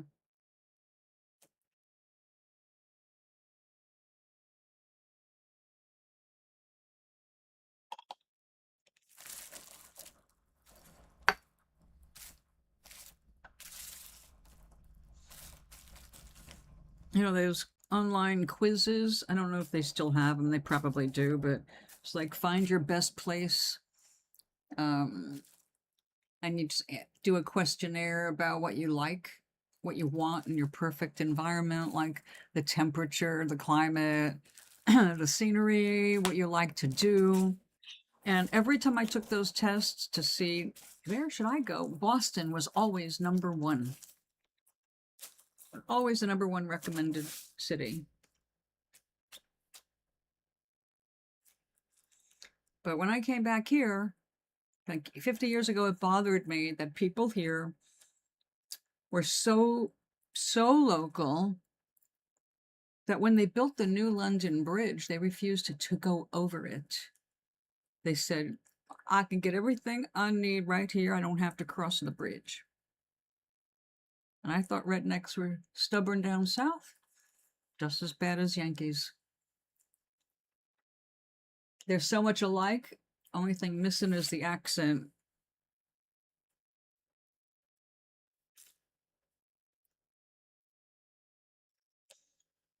When I came back 50 years later, unexpectedly, I found the same thing. There are people here in this building who have never left Connecticut at all, ever. Didn't cross a line.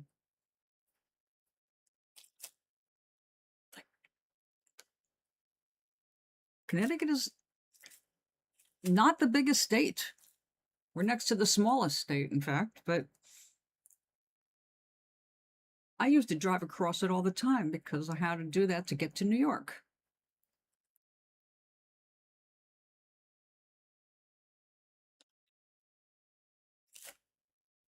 It just, I just find it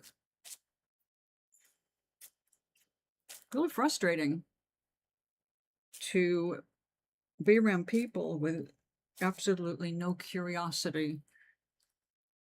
I didn't think it was even possible for humans not to be curious. Isn't that our nature?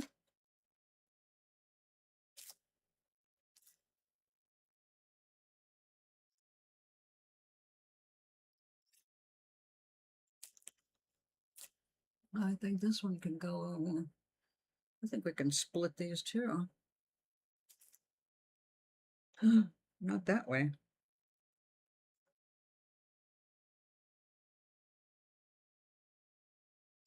Okay, the white is silk and the other colors are merino.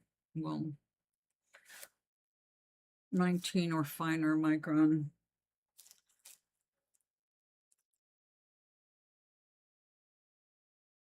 All right, I think I've got enough of this hung up now. It's gonna end up in my tea if I'm not careful. Up my nose.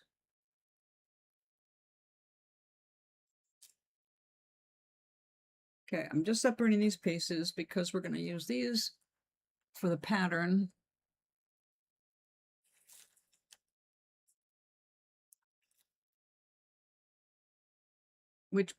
Which is sad. Oh, that people don't leave anywhere? Yes, I agree.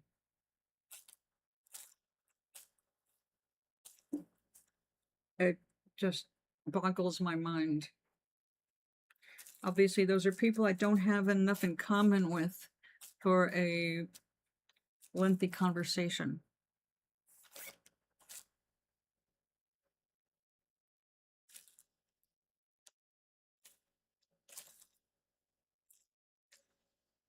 Yesterday, I had to shut somebody down at my own workshop because she decided that a piece of what looked like a chicken wing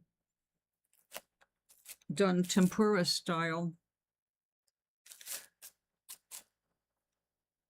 She insisted it was actually a cat's foot. And she took a picture of it, but was so grossed out by it, she did not call the health authorities or anybody else. It's like, are you kidding me? If you found an actual cat's paw in your food, you should be reporting it.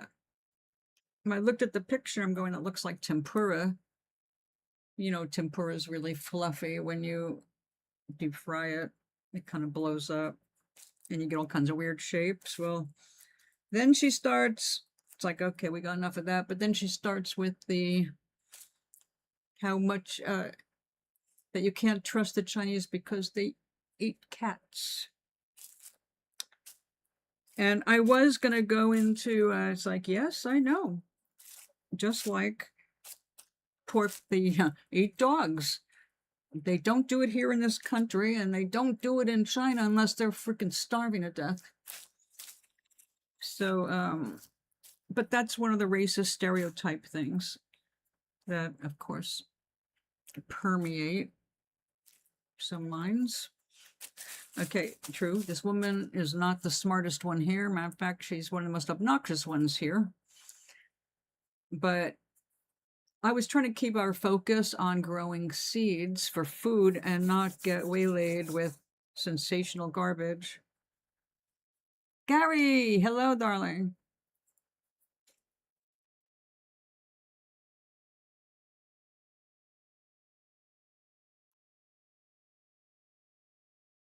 Oh, this is going to felt beautifully. Look at that. That is just some strands of silk, pure silk.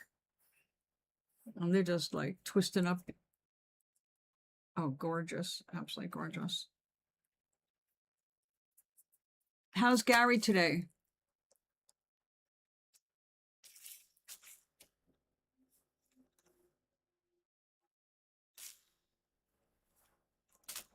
Gary, you're in Georgia now. How many places have you lived in your life?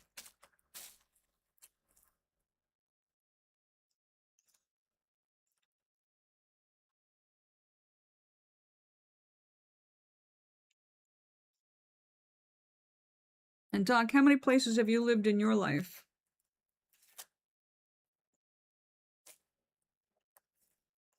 Can you count them? I can count the states, but I can't tell you every single place I've lived now. Well, I guess I can if I sit and think about it for a while, but the more you move and the more you do, it's Some things just become a blur. Like when I came back to Connecticut, of course, some things reminded me of Connecticut because I lived here before. But when I went from Connecticut to California, I started seeing things there that were reminding me of Connecticut. Even some of the people, it's like, and things started to get more bizarre after that. The more time I spent like in LA, it just got to be like it's like seeing things on rewind only in different locations. So like in the town I'm in, around 20 places for you.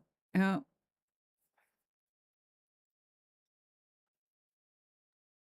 Yeah, that's a lot. You were military too. So that pretty much forces you into that lifestyle for a while.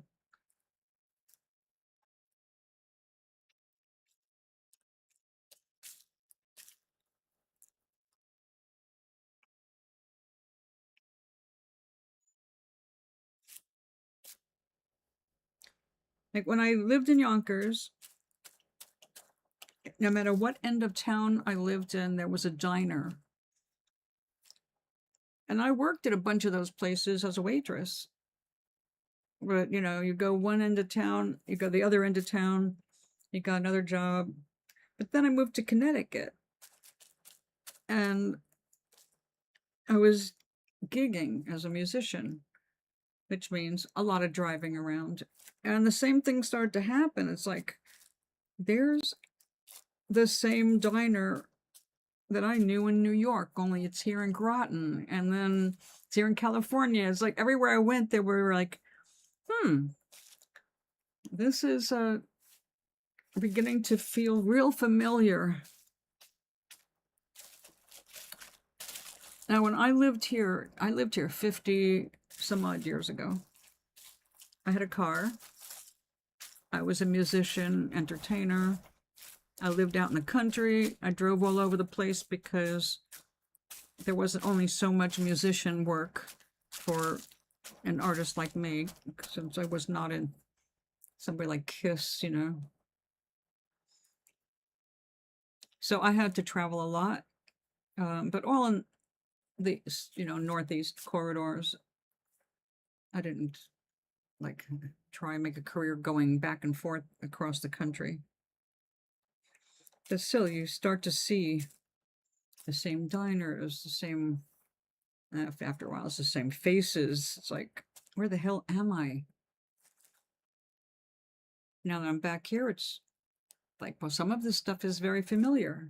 I remember this from 50 years ago. But in 50 years, of course, it's grown a lot, a real lot.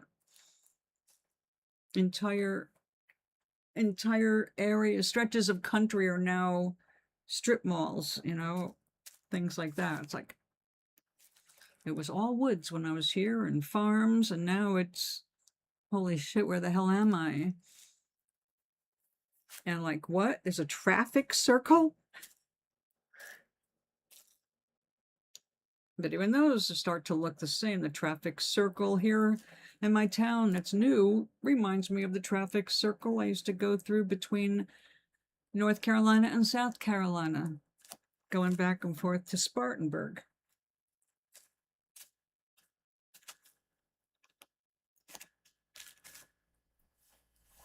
It is just our nature to find things that match our memories, make it fit. Every diner I was in was different, but there is a sameness about them when you are going to them for year after year, just different places.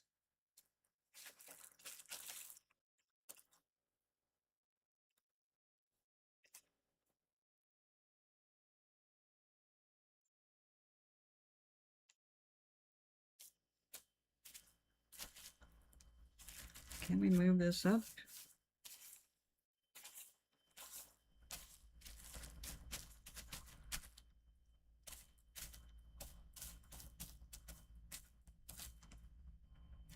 You'd think with all the places that we have been already, we would have more of an idea of where we want to go next or what we want to do next. Or to even have a next.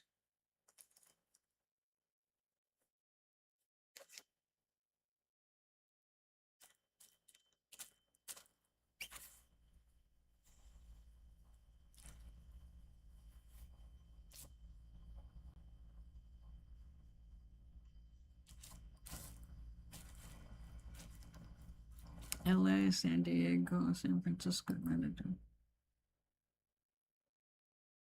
Oh my goodness, yeah.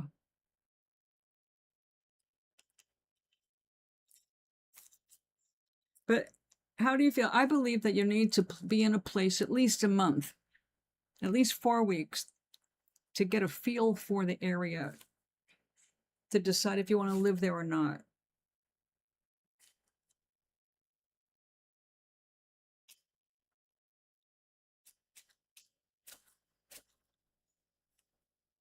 Like the first time I went to visit my family down the Villages, it was beautiful. Weather was beautiful, the neighborhood was beautiful, everything was Stepford wife, beautiful and perfect. And my second visit to the same place, I got to see what's so bad about it. And it's like, this is so manufactured. It's like Stepford neighborhoods. Everything is predictable. They just slap a different label on it. But basically, it's like a bunch of housing stitched together with golf courses and Maui.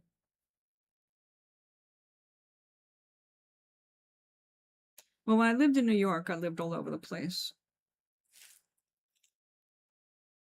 I lived in Yonkers and Mount Vernon, in multiple places.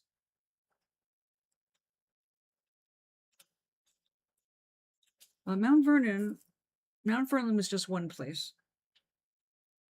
Willard Avenue.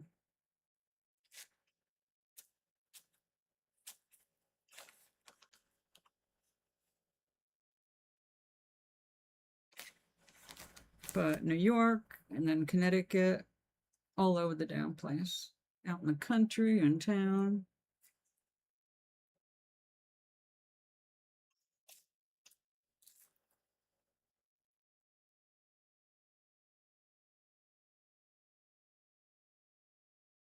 But again, not a complaint.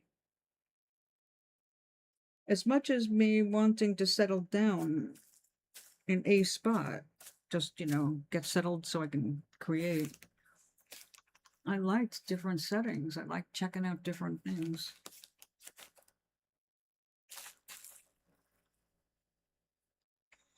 But ultimately, the country. I love the country. I love country living. I prefer the country over the city by far.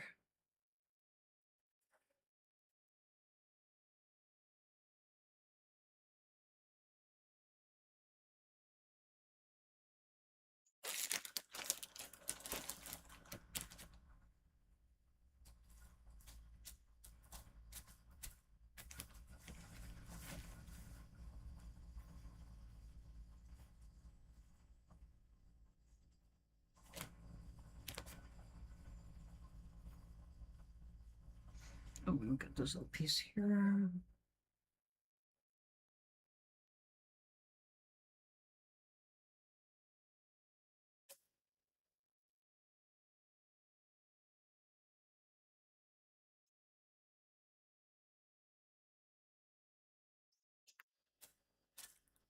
Got just a little. It looks invisible, but we actually do have wool right there. Like this looks thick by comparison.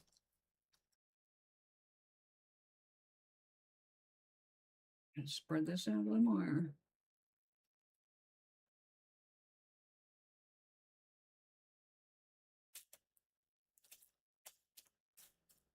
There we go.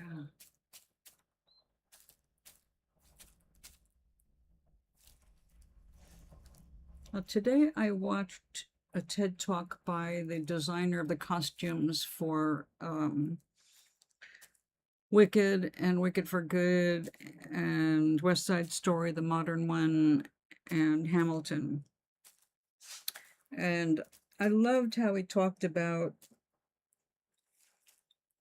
how he is not just looking at fabric, he is creating a story that runs alongside of the story that you're aware of. You know, it's when you look at somebody, the impressions you get, the feeling you get, the way he doesn't just look at his fabric, he looks at it, you know, more a bigger picture, say. And I thought about that. It's like, well, what do I want to wear? If I can make my own designs, what would that be like now?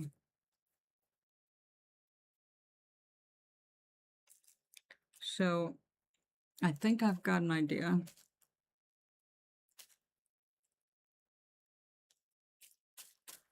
And we'll see how well I accomplish that. Okay. Part 1 done. Now, I am going to set this up, but then I'm going to have lunch and then come back because I'm hungry. And this setting up takes long enough.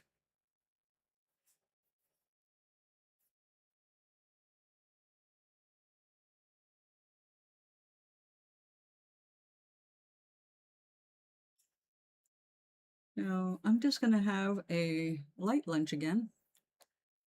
My friend gave me another tomato from her sister's garden. So good. So I am going to make myself a grilled cheese in a tortilla wrapper. Grilled cheese and tomato.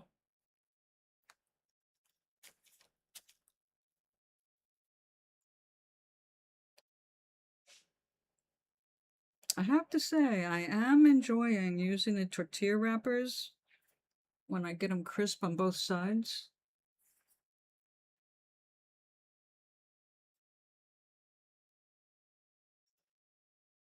I like the crunch.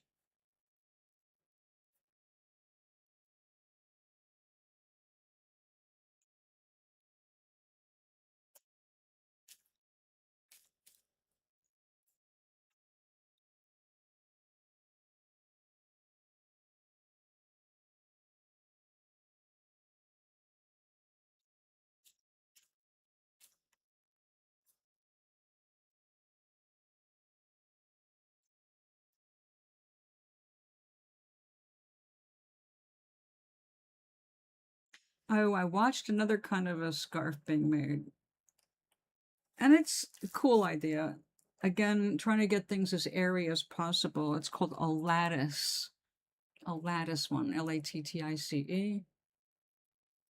It's literally making what looks like a ladder, you know, big X's, big squares, and you end up with big spaces and lots of air, but you're using larger chunks, you know, to make the frame. And it's pretty cool, but one of the things that I would destroy the minute I wore it, because I guarantee you the way I will move around, those holes would catch on everything, just like I've already had that problem.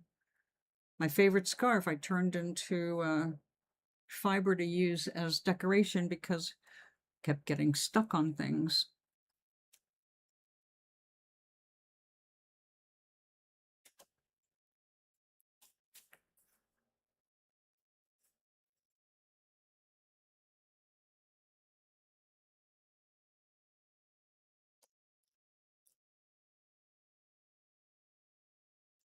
But if you want to learn more about lattice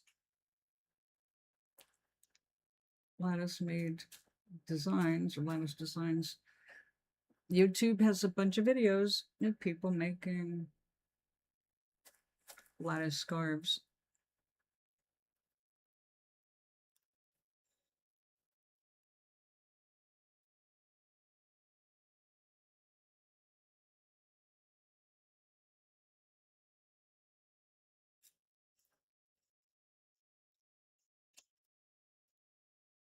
And I hope I'm spreading this out enough. The cool thing about this mixture is the sparkle.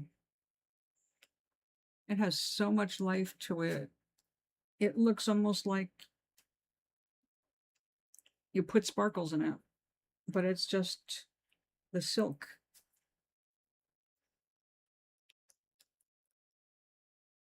I'm gonna look at that. So nice and shiny.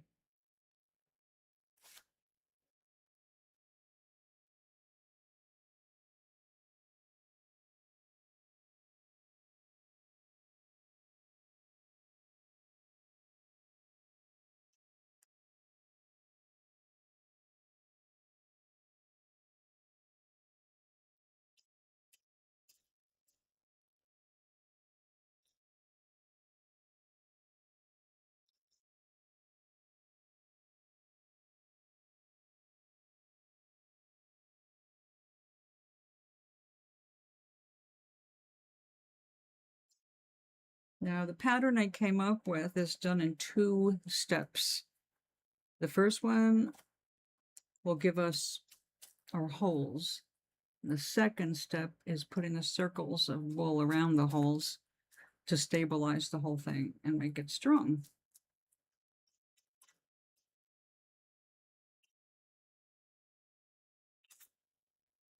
Oh, I already got a chunk pulled off.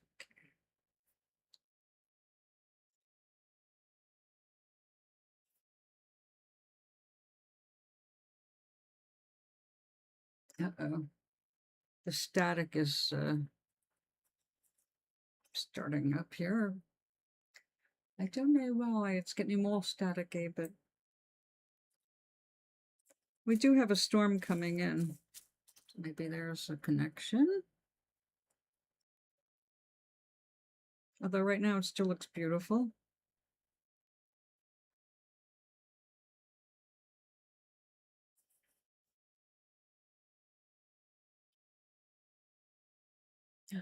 No.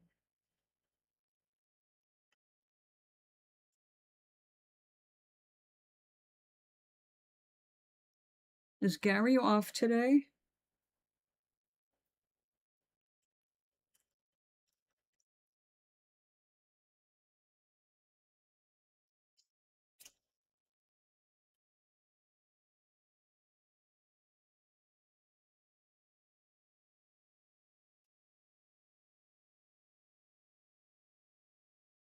Doc, I think it's wonderful that you had an opportunity to live in Germany for a little while.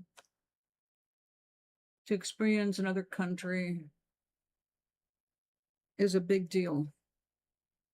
Most of us never get to experience that.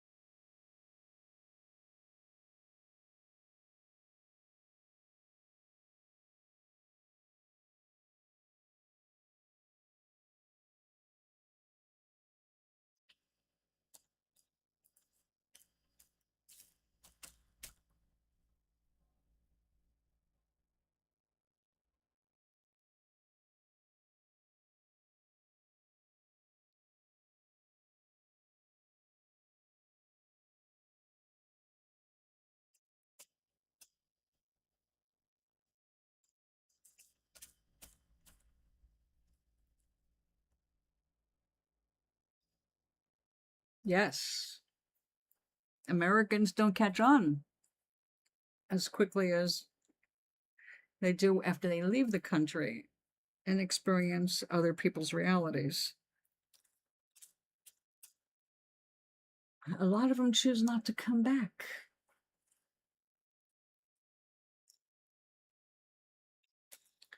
My stepdad is well, probably done reading Yamamoto by now.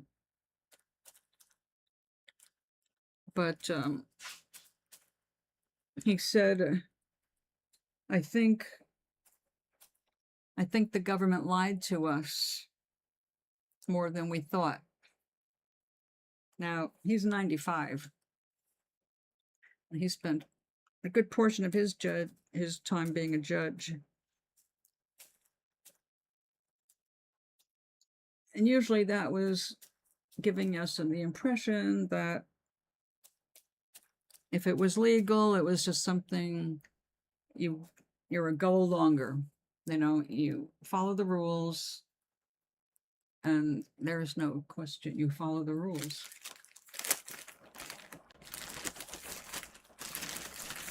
And now he's looking at the lies that our government told us. And just like the lies that Japan told their soldiers, the government's lied to get people to do things. It's always something you realize after the fact.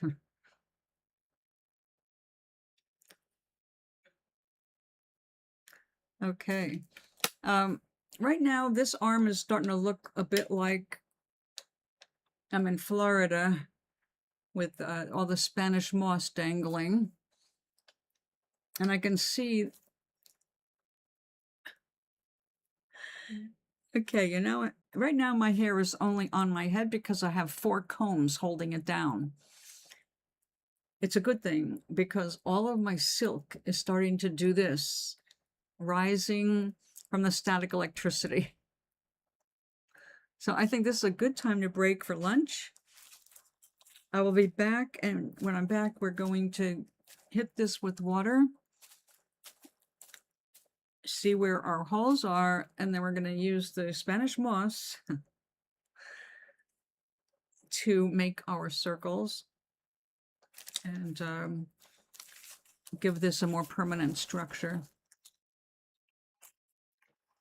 And if you were not here earlier when I was talking about this, I realized with the size of the thing I want to make for myself, I would normally have to make a template like I do with everything else, but for this, I already learned I can piece it together after it's been minimally felted.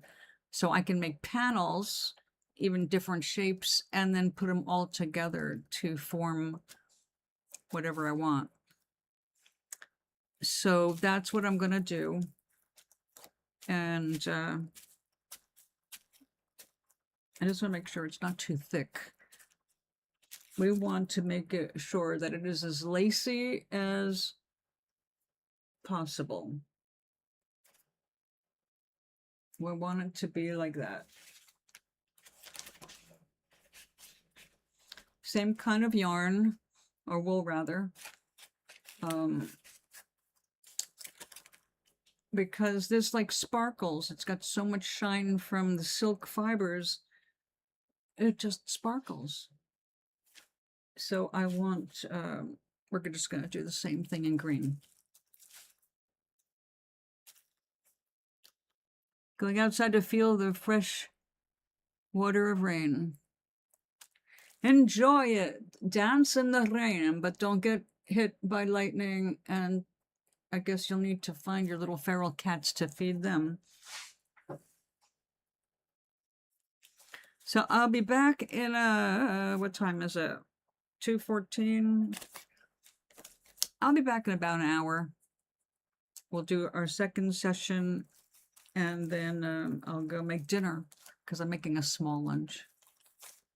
Anyway, thanks for being with me. In case you weren't able to get here, or can't get back here later, please remember to leave me a like, thumbs up, and I'll speak to you later.